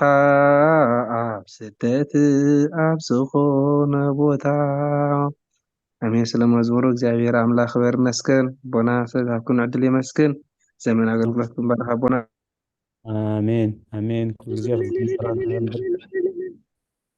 አሜን። ዕልልታይ ምላእ ቤትክን ኣዴታትና ዕልል ዝበልክን ሓውና ዲያቆን ግርማይ ክትዝምበረሉ የንብርካ ናብዚ ዓበየ ማዕርገ ክህነትካ የሰጋግርካ እንኳዕ ብሰላም መጻኻ ኣብዚ ጉባኤ ኣብዚ ኣገልግሎት ዝክሳተፍ ደስ ዝብለና እግዚአብሔር እንኳዕ እግዚአብሔር ብሰላም ኣምጻእካ ሕራይ መዝሙርና እግዚአብሔር ሓላዊናዩ ጓሳይናዩ ኣብ በረኻ ኣብ ስደት ኣብ ዝኾነ ቦታ ካብተን ሕራይ ዕልልቲ ሓብትና መዝሙር 121 ካብ ፍቅዲ 4 ክሳብ 6 መዝሙር 121 ካብ 4 ክሳብ 6 ብጣዕሚ ጽቡቕ ኣንብብያ እስኪ ክሳብ መወዳእታ ማንዳርገ ሕራይ ጽቡቕ እቲ ንእስራኤል ዝሕሉ ኣይታኸስን ኣይድቅስን እዩ እግዚአብሔር ሓላዊኻ እዩ ንሱ ኣብ የማንካ ኮይኑ የጽልለካ ፀሓይ ብመዓልቲ ወርሑን ብለይቲ ኣይክወቕዓካን እዩ እግዚአብሔር ካብ እከይ ዘበለ ከድሕነካ እዩ ንነፍስኻ ድማ ክሕልዋ እዩ እግዚአብሔር ካብ ሕጂ ንዘለኣለም ምውፃእካን ምእታውካን ክሕሉ እዩ ቃል ህይወት የስማዓልና ኩሉ ሓሳብ ልብኺ የስምረልክ ዕልልቲ ሓብትና ኩሉ ግዜ ስለ ገዛእ ርእስትና ክንጽልዮ ከለና እቲ ንዓይ ዝሕሉ ሽምና እንደእተና እቲ ንዓይ ዝሕሉ ኣይታኸስን ኣይድቅስን ብዛዕባ ደቅና ብዛዕባ ሃገርና ብዛዕባ ካልኦት ሰባት ክንጽሊ ከለና ኣስሞም እንዳእታና እቲ ንኽስቶ ዝጽሊ እቲ ንኽስቶ ዝሕሉ ኣታ ንኽስቶ ትሕሉ ኣይትድቅስን ኣይትታኸስን ኢኻ ሕራይ ህይወት ሓብትና ኣነ ካብ መዝሙር ዳዊት ምዕራፍ 23 ካብ 1 እስካብ 6 ንገዛእ ርእሳታ ርእስታ እውን ሕያዋይ ጓሳያ ትብል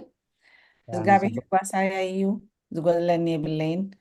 ኣብ ልሙዕ ሻኻ የውዕለኒ ናብ ዝዓረፈ ማይ ይመርሓኒ ንሱ ንነፍሰይ ይሕዳኣ ምእንቲ ስሙ ኢሉ ብመንገዲ ጽድቂ ይመርሓኒ በትርኻን ምርኮስካን የጽንዓኒ እዩ ንስኻ ምሳይ ኢኻ እሞ ብርባርባ ድነ ሞት እኳ እንተኸድኩ ክፋ ኣይፈርሕን እየ ንስኻ ኣብ ቅድሚ ገጽ ጸላተይ መኣዲ ትሰርዓለይ ንርእሰይ ብዘይቲ ትለኽዮ ጽውዐይ ይጅርብብ ኣሎ ብሓቂ ሳህልን ምሕረትን ብኩሉ ዕድመይ ክስዕበካ እየ ኣብ ቤት እግዚአብሔር ከዓ ንዘለኣለም ክነብር እየ ኣሜን ቃል ህይወት የስማዓልና ኣብ ማቴዎስ 28:12-20 ክብሪ ንዝኽሪ ስሙ ነዚ ካብ ብሉይ ኪዳን ዝነበረ ምህላዊ እግዚአብሔር ኣብ ህዝቡ እንታይ ኢልዎ ዘሎ እንሆ ድማ ኣነ ክሳዕ መወዳእታ ዓለም ኩሉ መዓልቲ ምሳኻትኩም እየ ኢሉ ሕራይ ሎሚ እንታይ ተማሂርና ኢና ክንርኢ ምስ ህይወትና እንዳተሓሓዝና ኢና ንሪኦ ምክንያቱ ኣብ ቃል ወንጌል ኣብ ቃል እምነት ምንባርን ብባህልን ብልምድን ምውሓጥን በበይኖም እዮም ማለት ስለዚ በዛ መወዳእታ 10 ጥቅስታት ኢና ርኢና ናይ ሎሚ በዛ ናይ መወዳእታ ክንርኢና ኣይትጻረፍ ዘረባ ባጫ ኣይትዛረብ ኣይትራገም ከቶ ኣይትምሓል قالك هو أنت خوينو هو أنت زي كونها أيكونن يخون لك عبال እግዚአብሔር መሰረት ገሮም يوم أي تتصرف وازا እንዳሉ መዘናገዕ እንዳሉ محلف جزيه እንዳሉ እና ተባህለ ብዙሕ ንበረኸት ዘይከውን ቃላት ኢና መዓልትና ነውጽ ማለት حلف حليفو اتي بهلس لمدس لزغزاكا اديتاتنا خيترفن نغزا علسن ود زاخستاي እንዳበለ خصارفا انزو علا ማለት ስለምንታይ እዚ እቲ ቃል ወንጌል አብናብራና ስለዘይ ነበርናዮ ስለዘይ ፈለጥናዮ ማለት ስለዚህ አይትጻረፍ ይሉ ብዙኾነ ይኹን ምክንያት ማለት ካለ እንታይሉ ዘረባባጫ አይትዛረቢ እቲ ንቅዱሳን ዝግብኦም እቲ ንሰማዕቱ ንበረኸት ዝኸውን ከምቲ ጥቅስታት ክንሪኦ ፀናሕና نتسمعتو نبرخات زخون دامبر زي تاكم زراس كاب افكم ايتسا اي تراغم كم زغبركي كم زغبركا كم زغبرون كم تسرحايم بفصم بك نمرقايكم تصويعكم يل نمرقايكم تصويعكم مرقوا دامبر اي ترغم انت رغمنا خنتهم زغراكم كم امرقوا اتا مگدي بتا صباب مگد اتو خل كل تا مگدس ابوتانا انزيام كتو ايت محل يلو مال كتو آية محل باسم እግዚአብሔር ديو باسم قدسان ديو باسم أب حقو هادي باسم إن حقو هادي وحلف على في حليفو سقاد دي مريم دابلكا بزتك من زيتك من ملوك معالتي كم محل زو على المالد هذا كي أب مشتان عملواتن كي ترفه كم رقاقة سكالات نخدت كمال لزو السد محلات هاتي مالد سلازي آية محلي بدحريو أب تزمت سخنرينا نختزارب بمحلا بحق انت تحتيت كان تايتبل اغميت ولو قالكا هو انت خوينو هو انت زي كوينوها ايكوناني كان مخاني ويكن عمتز ويكن قلبس انت بلتنا ازي كابتو خوفي إيلو مالت سلازي ازي المسيواتنا نرانا نازن اسفلتنا نتقال املاخ مسرانا تبوتاتنا زقومو حق مسرانا كما يقرنا نهيواتنا مستحقي نتي صبوق حزنا زلنا صنعنا اندحزنا نتي ببهلن بلمدن توحيتو زنبره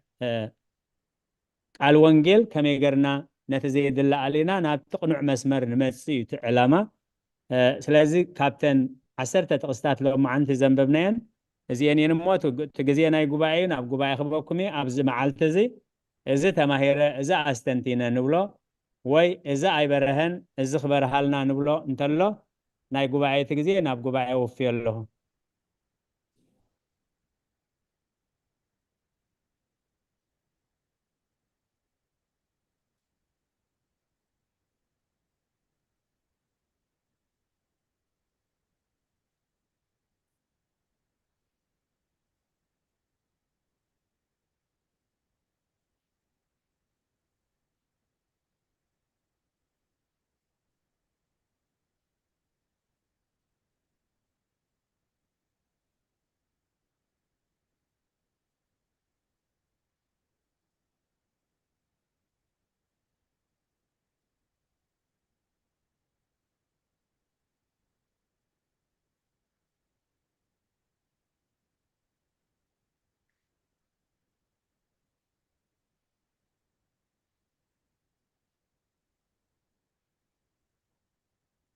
الرايت جزينا نتقملو زغونا زي استنتينين بلو انتلي أبونا مرقيتا تابتانا مستنتان دي كونسي حتى لا تنبزي أناي هيوت حافتنا زنببتا ولا بدون كلهم دنببكوا أبزا كل جزي حساب تحسبني فمزي نحاو أنت عشا زبلو وين حافتو نزخونا مالتي أزيو حاتيات مخانو أجي حدا جزي نبلينا خمزي بسحواتك تتعرف كلها وكندي تعشي كندي تعشي خاجنكم إلكا كندي تعشو خمزي لكي وعشنت كو خمزي لا قال نبلينا كلها مالتي سأن ردي نبلو حجي تي كم حوات كون كامو قال نجر ويكتجاج خلها نعاهم وقبلها ويسخان عام كتبلهم أو عادية تكرسي كل جزء تمسأليمو دحركم إلها أزي سك بقى وي أنا حاتيات اللي تماهرنا قال لي أي تفرحني حجسي كميات كتقلت علي دلي قال هو يسمع لنا ما ذاك قدسان حبتنا ቅዱሳን አቦታትና አሰሮ ምጥልል ኣብቲ ትርጓሜ ወንጌል እንታይ እዮም ኢሎሞ ዘለው በስረ 22 እያ ማለት እዩ ኣነ ግና ንሓዉ ዝቁጥዖ ዘበለ ኩሉ ክፍረዶ እዩ ንሓዉ ኣታተኸዳን ጨርቂ ዝብሎ ድማ ኣብ መጋባእያ ክፍረዶ እዩ ኣታዓሻ ዝብሎውን ንገሃነም ሓዊ ክፍረዶ እዩ ኣትብል ስለዚ ንሓዉ ዝቁጥዖ ክብል ከሎ ሰባት ንዓና ክብድሉ ዘቆጥዕ ነገር ክገብሩ ከለው ሓወይ ወይ ሓብተይ ሓንቲ መዓልቲ ወይ ክልተ ግዜ ቆጢዓትኒ ኣነ ንኣምላኽ ክንደይ ግዜ ይቆጥዖ ኣምላኽ ክሳብ ክንደይ ንዓይ ዝዕገሰኒ ኢልና ምስቲ ንሕና ኣምላኽ ነቆጥዖ ኣተሓሒዝና ትዕግስቲ ክንገብር እዩ ማለት እዩ ስለዚ ኣታተኸዳን ጨርቂ ዝብሎ ኣታዓሻ ዝብሎ እንታይ እዮም ኢሎም ዘለው ንሓደ ህንፃ ንሓደ ዘይፅቡቕ ህንፃ ዝርኢ ሰብ ዝሓልፍ ፅቡቕ ህንፃ ኢደ ሰሎሞን ብጣዕሚ ክኢላታት እዮም ዝሰርሕዎ ይበሃል ሓደ ሕማቕ ህንፃ ሕማቕ ስራሓት ተሪኢኻ ከዓ የእዳዎም ሰበር የእዳዋ ሰበር ነዚ ኢሎም ክገብሩ ነዚ ኢሎም ክሰርሑ ስለዚ ነቲ ሰብ ኣታዓሻ ኢልካ ምፅራፍ ማለት ነቲ ዝፈጠሮ ኣምላኽ ብቐጥታ ምፅራፍ ማለት እዩ ኢሎም ሕጂ እቲ ሰብ ይሕጎሰልካ ዶ ይቕየመልካ ዶ ኣይኮነን እቲ መልእኽቲ እቲ መልእኽቲ ምስ ኣምላኽ ዝተተሓሓዘ እዩ ንሕና እሞ እቲ ዝፀርፍን ለሚድናዮ ስለ ዝኾንና ንሕና ከም መዘናጊዕና ንወስዶ ጠቂሱ እየ ፀኒሐ ኣዴታት እውን ፈትየን ኣይኮናን ነብሰን ክፀርፋ ወዲዛ ክስታ ኢለን ውላደን ክፀርፋ ፈትየን ኣይኮናን ግን እቲ ባህሊ ይውሕጠካ እዩ እቲ ልምዲ ይውሕጠካ እዩ ካብቲ ቃል ወንጌል ካብቲ መገዲ ኣምላኽ ኣውፅዩ ናብ ኮለል እዩ ዝወስደካ ስለዚ ነቲ ሰብ ዘይኮነስ ንፍተዎ ንፅላእዮ ነቲ ሰብ ምፅራፍ ማለት ነቲ ዝፈጠሮ እግዚኣብሔር ምፅራፍ ማለት እዩ እግዚኣብሔር ጎደሎ ገይሩ ፈጢርዎ እግዚኣብሔር ፅቡቅ ክፈጥር ኣይክእልን እዩ ኢልካ ንእግዚኣብሔር ምፅራፍ ማለት እዩ ስለዝኾነ ከዓ ኣብ ገሃነም ኢሉ ማለት እዩ እቲ ዓሻ ዝበሎ ናቱ ለባም ዝገብር ዓሻ ዝገብር እግዚኣብሔር እዩ ዓሻ ዝበሎ ናብ ገሃነም ክድርበ ኢሉ ማለት እዩ እቲኣ ተኸዳን ጨርቂ ግን ጨርቂ ምድራዊ ስለዝኾነት ኣብ መጋባእያ ክፍረዶ ኢሉ ስለዚ ምስ ሕጊ እግዚኣብሔር ዝተተሓዘት ብቐጥታ ንኣምላኽ ኢና ንፃረፍ ዘለና ማለት እዩ ተመልሻ ክትከውን ተስፋ ገብር መዓዛ ቅዱሳን ቃል ህይወት ተስማዓልና ግን ደሆል ዘመድናሲ ትኩሉ ህይወትናስ ከምኡ ኢና ንብል ኣብ ነንሕድሕድና ማለት ሓውና ሓዊ ሓፍትና ሓፍቲ ምሽት ተሓማመ ኢኻ ሓደ ናቱ ፈይበረት ኣለዎ ሓደ ከዓ ከምዚ እንድያ ጌራ ከምዚ እንዲ ገይሩ ዋይ ከምዚ እኳ ክገብር ኣይነበሮም ገለ መለ ትበሃል ኢኻ ኣሕዋት ተደኣ ኮንካ ሕጂ በቃ ዋይ ከምኡ ክብል ከለኹስ ኣዝየ በቃ ስቅቕ እንዳበልኩ ዘውፅኦ ቃላት ኣለዉ ምሻለ ሓደ ሓደ ግዜ ናይ ኣሕዋት ኮንካ ትዛረብ ትፃረፍ ትበኣስ ገለ መለ ብከምኡ ኩሉ ግዜ ግን ክሊክ ትገብረኒ እዩ ኣነ ከምዚ እንዲዮም ድምህሩና ነይሮም ትርጉማ ግን ክሓታ እየ እንዳበልኩ ኩሉ ግዜ ይሓስብ ነይረ እሞ ቃለ ሂወት የስማዓልና እግዚኣብሔር ኣፍና ሰናይ ጥዑም ክኸውን ጥራይ እግዚኣብሔር ካብቲ ቃሉ እንዳተምሃርና ክንልወጥ ማለት እዩ ኣሜን እቲ ቃል ሕጂ ኣብ ልብኺ ስለ ዝሓደረ ምስኡ እናፃፂርካ ሕሊና ክወቅሰኪ ከሎ ነቲ ቃል ዘይፈልጥ ግን ይፃወት ኣለኹ ይዋዘ ኣለኹ ዋላ ሓንቲ ተኣሽሚ ይብሉን ከምኡ ኩሉ ሰብ ዝዋዘይሉ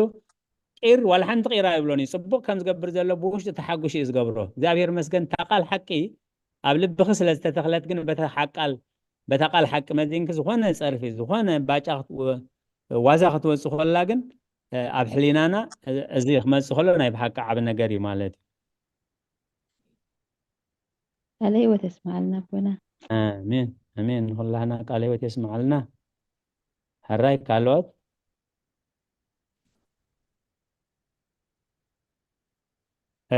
ሓደራ ብዝተኻእለ መጠን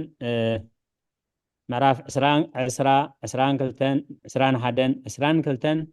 ምስቲ መዓልቲ ህይወትና ኣብ ባይታ ዝፍፀም ዘሎ ብዓለምና ማለት እዩ ዝፍፀም ዘሎ ቤተክርስትያንከ እንታይ እያ ትብል ብዛዕባ እዚ ቤተክርስትያንከ ንዝብል ካብ ሰባት ሓቲትና ቅኑዕ ጌጋ ንረክብ ቅዱሳን ኣቦታትና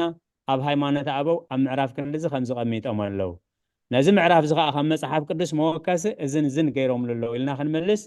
ብዝተኻእለ መጠን ነዘን 3 ምዕራፋት ብግቡእ ገርና ክንከታተልን ብጣዕሚ ኣገዳሲ እዩ ማለት እዩ ሕራይ ካልኦት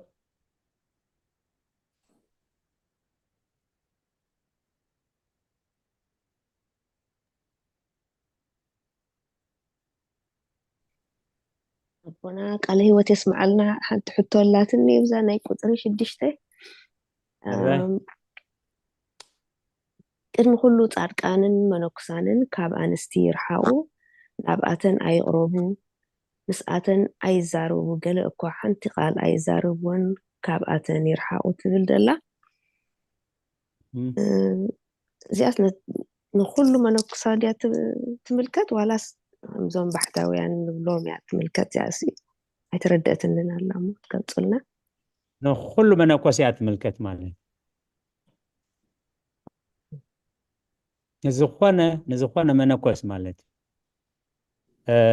سلازي تحقي عن تبعي تغيسي نيرة تحقي ببينو قدام نايدك أنستيان قدام نايدك تبعتيون ونكي ثرفتهم منانيان ببينو يمالي حجي أبتبايتها زولو بتخكل نحركن ريو خين ناقن أفلتو خلورنا تسفا قبر أبتبايتها زولو جن أغلالا قدامات عندك أنستيان زيعات وقدامات ألنا مالت كم بعال دبر بيزن كم بعال سعادة أنبا إذا أمثلوا تقلل هذا كان استيوزات وقدامات هالو مالت قالها مالت بلمد بحق زي كنا بتلمدي ده كان استيو نابتن دا سابوت كمسا أي فك أدنيو أتوم ده تبعتيو جن أبتن دا ديتات كيدوم أو خيدوم كخودو يفك أدي مالت إذا خاء بزح إنكفات هبايتها زمسة بزح إنكفات زمسة مالت سلازو خام إنكفات كي مسيوم السوت حق تتحيسو خاء إنكفات قدني خمس مالت سلازو نزخوانا منوكوس على منينو زخده أب منكوسنا زعتوا منوكوس زملكاتي مالت سلازي أبتي كنريين أبتي نداغتنا مسكرنا كاب قدامو زوز منوكوس لك عكمتي كاب بحر زوز عسائلو مالت نا إكزابير دنك سراح سلازوخانا أنشوانا بحر انت آتيات موت عسا خاخاب بحر انت وسيو يموت مخنياتو تستنفرس سولو سرعاته مستنفاس مسمايز تتحازي مالت منوكوس زيت ميايت قدام وستقدام يموت كما عسى زي وز ماي أكو زي يموت بسقاهون وبنفسنين كم تعسى كاب ماي انت وز موت منوكوس كاب قدامو انت وزيو يموت بسقات رازي كنا بنفسن بسقان يموت المال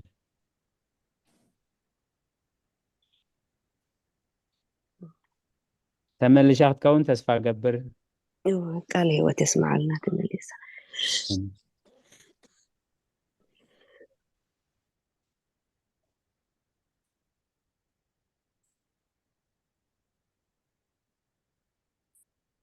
أبزبنا بزحات أبقدامات بزحات عنكفات هاقاتيمو بزحات كافلست تولدو نفلتهم بزحات سبات علو مالت سلازي تحقني اشتوين دهر تخاف تحقني اشتوين تداوسيها نحادا غاسلة تكالا نفسها تكالا خل زولة تقلون عزيز أبيبي مالت سلازي هوري قدس باولوس سبيتي تدلين تخونكم سبيتي أي تفتحوا سبيتي زي تدلين تخونكم كان بنستي أي تقربوا إلو أتمرجع ناس أمرجع هيبو مالك عليه وتسمع لنا رزنة حبتنا حراي كالوات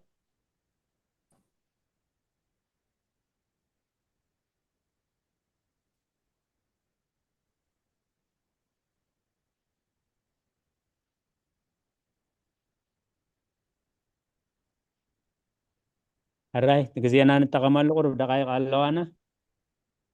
شي ما حنت دبنا خبل ما فقط تخيلنا حراي حاونا ديكون كرمان እግዚአብሔር ይመስገን አስተንተነ ካፕታና ጋላትያ ካፕታና ያቆም ምዕራፍ 3 ትሽምራ ብዛዕባ ናይ ልሳን ትብል ከምቲ ኣብ ኤፌሶን 4:29 ዝብለናስ ካብኣኩም ሰናይ ቃል ነበረኸት ዝኸውን ቃል እንዳተዛረቡ እምበር ዘይጠቅም ቃልሲ ኣይተውፁ ክብለና ከላ እዚዩ ሰናይ ቃል ዝኾነ ግን ንሕና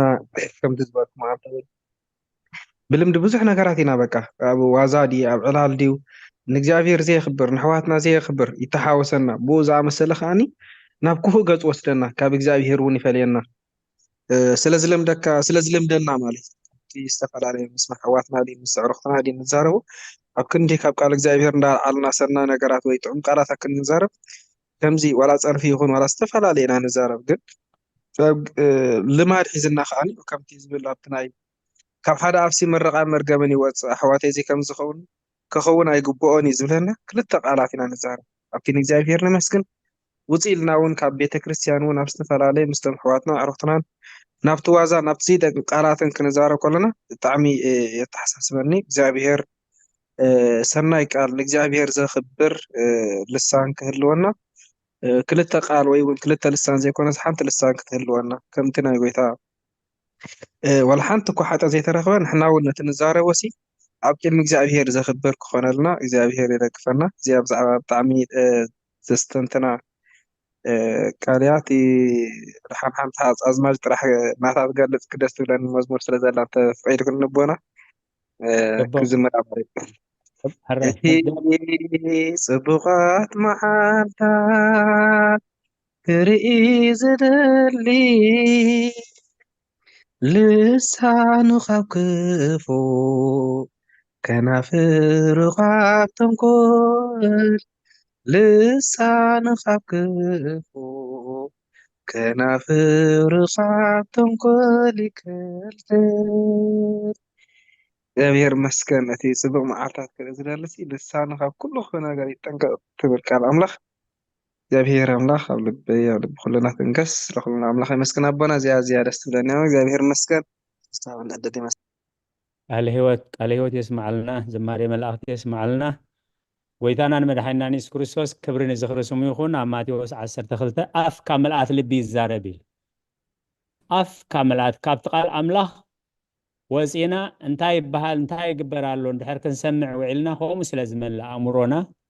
ከምኡ ስለ ዝመልእ ልብና ኣፍ ካብ መልኣት ልቢ ይዛረብ እንታይ ኢልዎም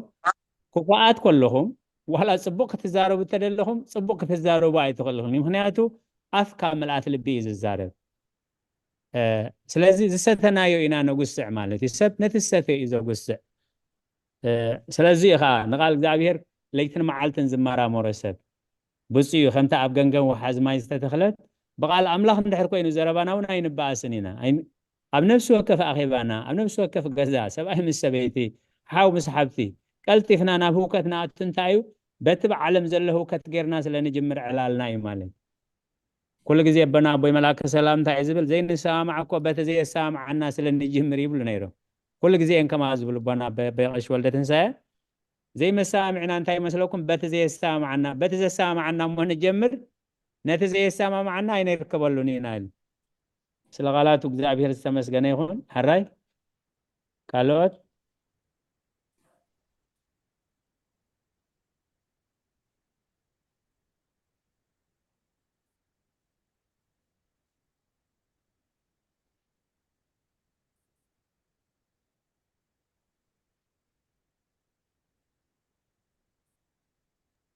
ሰሎሞን እንታይ ኢሉ ዘሎ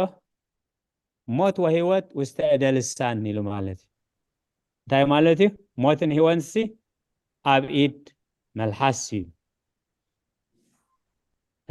ብዙሕ ግዜ እንታይ ኢና ንብል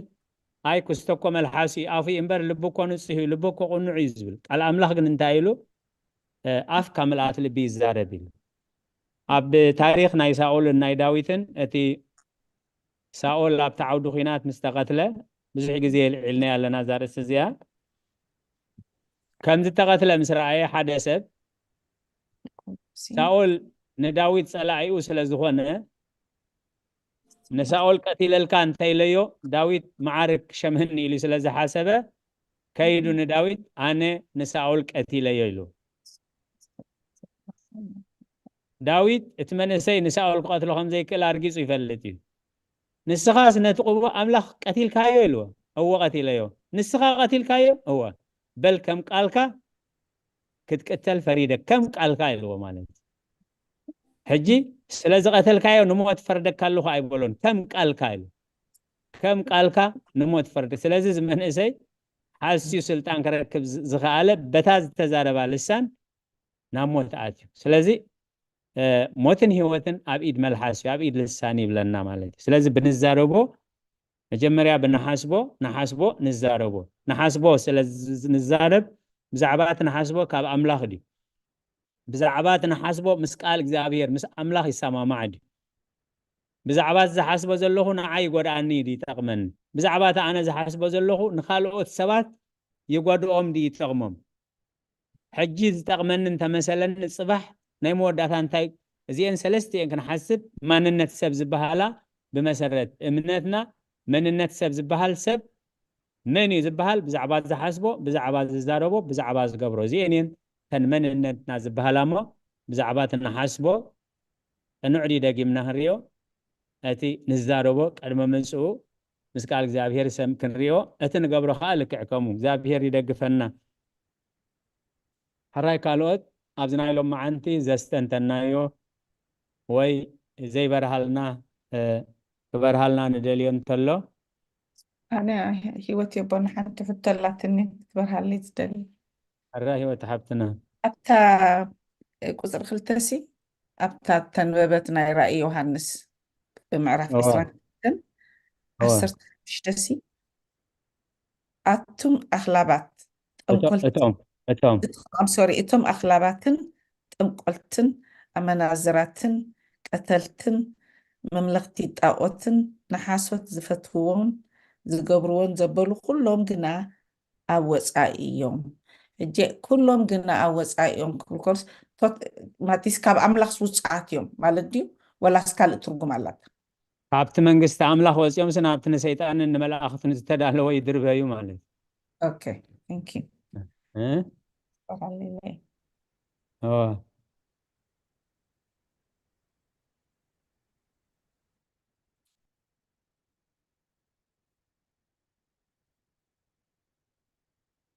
أبا خي وصانا أب عسران حدن شومنت أتوم فرحاتن زي آمنون فنفوناتن قتلت سبن آمنا زرن تنقلتن مملخت تعوتن بزلو حسوتن جنا قديوم أبت بحاون بدين زندت كلايو إزغاء تخلى موتي بلنين حجيتا أول ساعة بالندحر زي بريها أتن ريفرنس تتغيمنا ندحر كليه غيرنا تخيلا نتا وساعة زي حاجة ترجمات رأي إسران حدا نواني إتم أوكي تردياتن حجتا رأي تا ريفرنسا مور إكسبلين تقبر بتعم زوج رأي إسران حدا شو ما أنت thank you أبانا الرأي سلقالاتو زعبير استمسجنا يخون من البعض أقداس تبلوا استنتنو وي حتى نتلي عدل كنركب عدل كنهبينا ندحر كمو زي بلنا خوين جن أبونا بملاك السلام على معدان هيبون بسألوت كعصلنا نبونا بملاك السلام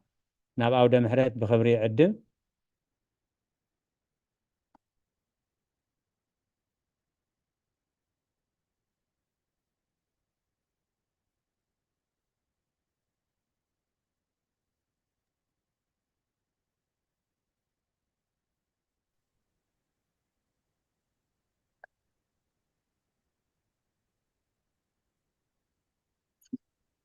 الرأي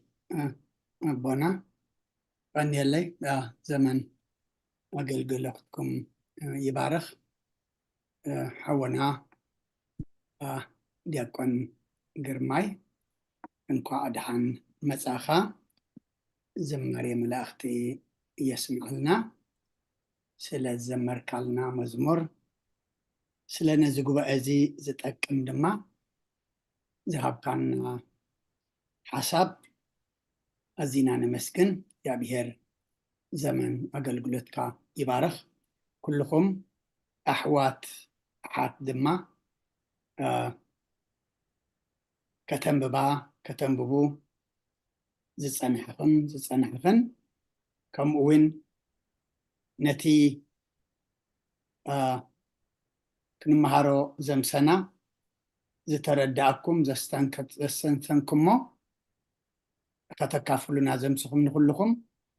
እግዚአብሔር زمن أقلقلتكم يبارخ حنتي أبتا عفتنا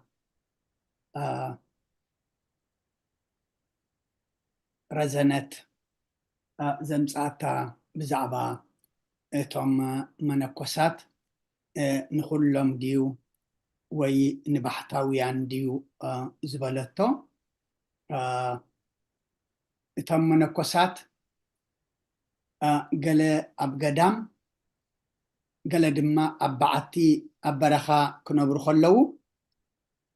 كلهم قنا انت يوم تدعيلنا كاب علم زرحقو كاب سقاو نجر كل دما زرحقو زيادة كل دما سبيتهم دقهم أحواتهم ولاديهم بيتسبهم كل من ينتدعيلنا بيت كريستيانين نزو كله قديفهم ايوم ناب أملاخ ويدما نابتي قدام زخدو أبتا زنببنايا وانجيل ماتيوس معراف 19 قصر 10 تأتبل كاب كرس أديهم سلوبات كوينم تولدو لو ازي ناي تفطرو مالتيو سباز سلبوهم سلوباتون اللو قدم دارغا خمناي جغننت كمناي تبع ناي ود سب بلعتي دي بسيف بخارة زقرص علو نيرو مالتي ازي بسب سباز سلبوهم سلوباتون اللو مئنت منقس السمايات لهم بعلم التسلبو سلوباتون اللو زحجي نماني زملكت انت دعيلنا زقال زي نتهم منكوسات قداماي من كسلنا ببخا بديخا بحوخا بحفتخا بعركخا بمحزخا تدفئخا ويدما تجديدكا التعطوي يكونن من كسلنا ناتكا مرجع خوينو مسجزي أبيهر دما تزاريبكا أب عدنا دارجان من كسلنا قوية أيو نخت سرح نخت عيي أب تقداموين من كسلنا بلوني تشوشو غائم أبانا بإثيوبيا زي كم زعينتي نتن من كسلنا أب قالي أبنا يقبس أوت بيت كريستيان حركين حجي كلتا 3 عمت أب تقدام ترينين يزقبر نايت من كسلنا نايت قدام هيوت كله تمر توسد يريئو اندحر اتخلت 3 عمد دقبرا كله بدحريو وي نمنكسنا وي دما اي انسكمزي اي مسلنن منكسنا نابرا غيري اب عالم كوينون نأملاخ كغلغله ايه إلو مريج يقبر مالتي حجي اتي بعلم زتسلبو سلمانقس السمايات إلمون سلوبات اللو زبولوغنا بمريج اخا كمونكو سيلكا انت دعا منكسكا نابتي زقدف كايو نابتي زرحق كالو انت دعا تقرب كونكا حدغا كقاط مكا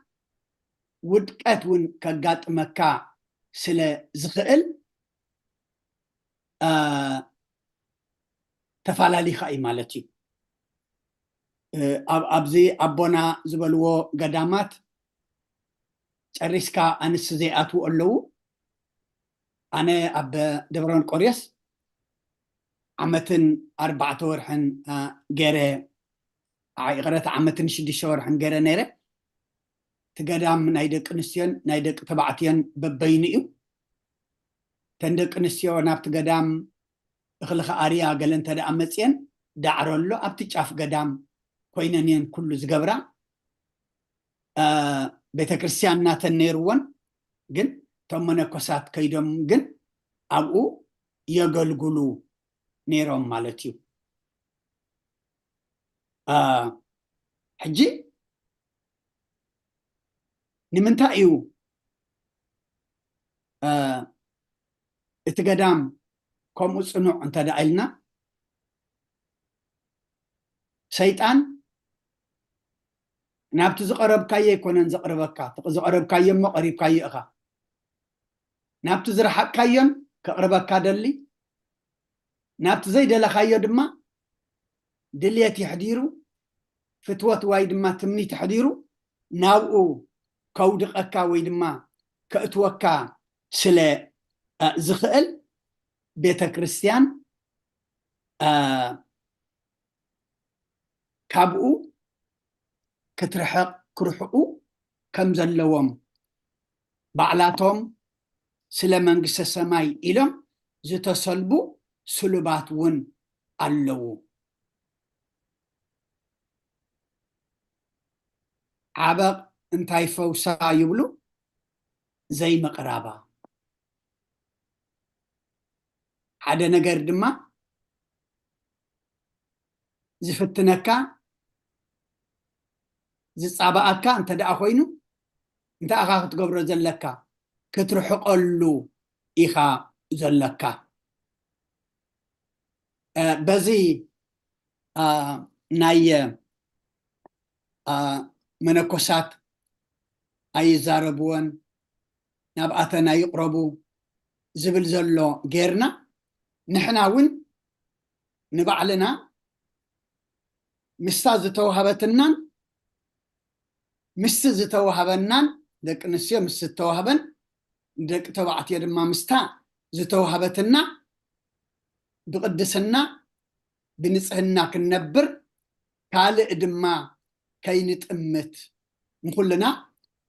زعسر حقي امو وتما بشدان زلنا شدان نصنعنا كال خيط امتنا ناب كال خيرنا كنبر اتوم امن كسنا علم زلو دما من كسنعم اصنعم نبرخات كوننا نخلنا እግዚአብሔር يحجزنا ስለሁሉ እግዚአብሔር አምላክና ምስጋና ይብጽሐዮ እሞ መደብና ብጸሎት ክንዓጹ ኩልና ሓንሳብ ንጸሎት ሓፍ ንበል ቀኒየለይ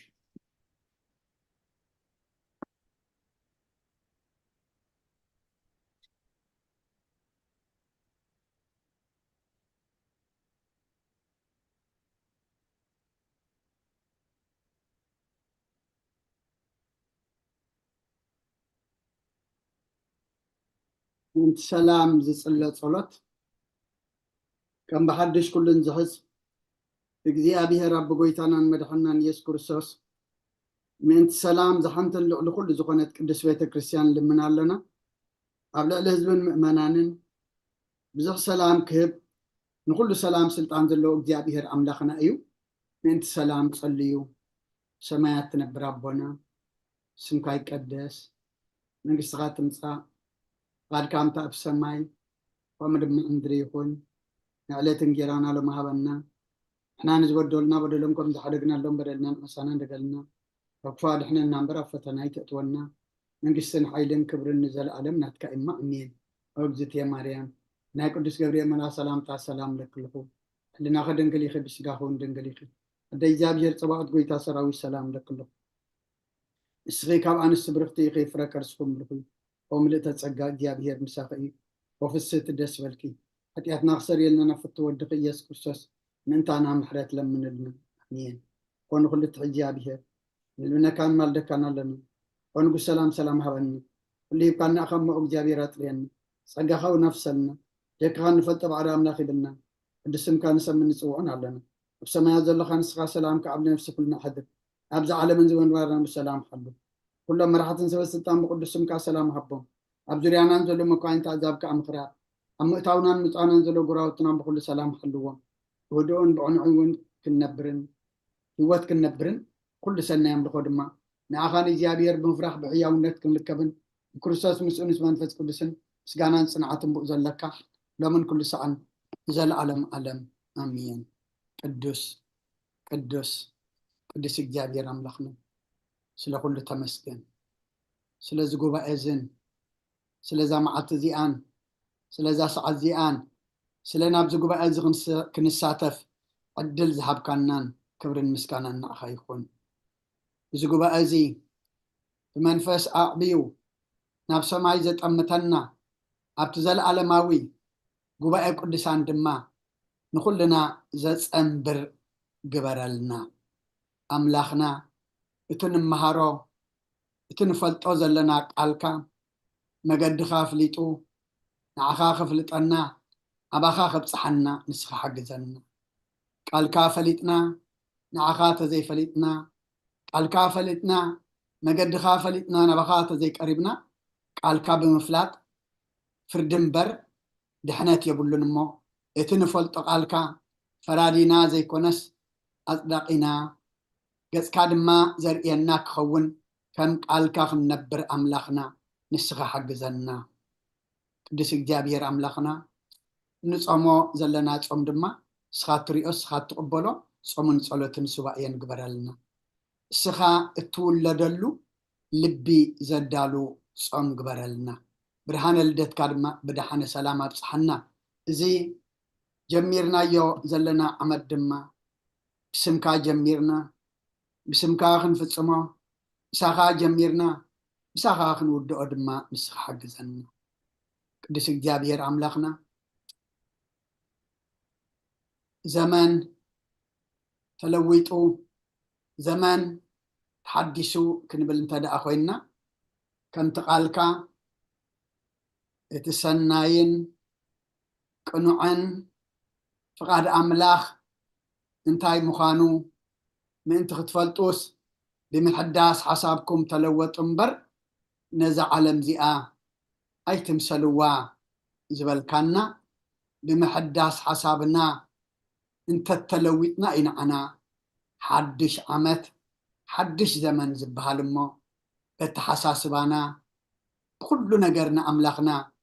إن لوط اللو إن حدث اللو زمن قبرلنا بحاتيات ذا أرجع هوتنا بنسحاق خنا حدث اللو بسجاو نجر زدخمة هوتنا بصام بصلات كنا حدثو إذا زمن زي أملاخنا ناباخا نقربلو بمنفس النعبيلو فقادنا قتيلنا فقاد كان نتقبرلو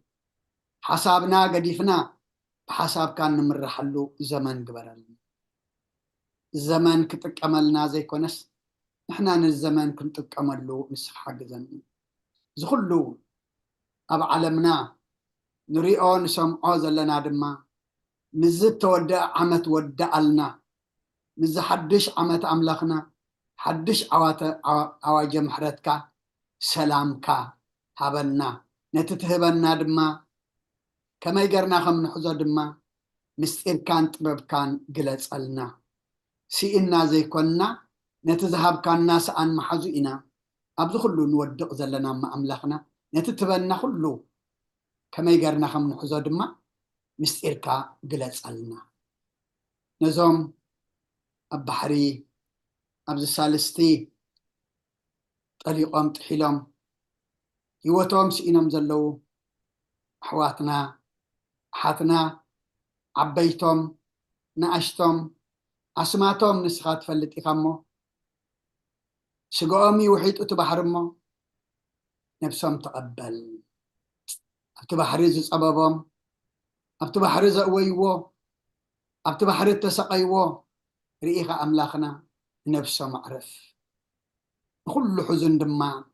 أتصنع إذا حزن زي ني حدا خلتا جزا حزن زي كونه هاجرا وحزن ني هاجر قداتي مؤذيابير أملاخنا نقول لنا صنعات نحنا نزبنان سلازي بدلنا زي بلعو زي ستيو هزانات قلعو يفديلو يقصعوا للمو احنا نزبنا نبدلنا كأينا مو يقرب لنا احنا نزبنا نبدلنا كأينا مو يقرب لنا احنا نزبنا نبدلنا كأينا مو يقرب لنا جوني أكل بلنا أملاخنا جو مزحات هلو أبقم بحر خوينم بحر قريصام أبكال أهجر كسجرو نبرأم كم حيشو زصبيو بزحات هلو أملاخنا كمتي معبل جنيحها لدقي مزامرتها معبل بحر زهداء خلهم جوني زيابير أملاخنا نتوم ببحر زقعزو معبل جنيحها أهدأ لهم ناي سدت جزية دما يأكل بلن زخلو سدت دم صيو سدت دما سلام مسآن زم صيو أمه سلام بهاجرنا قبلنا فتح بهاجرنا انقسلنا سلام نافقت زي كل الناس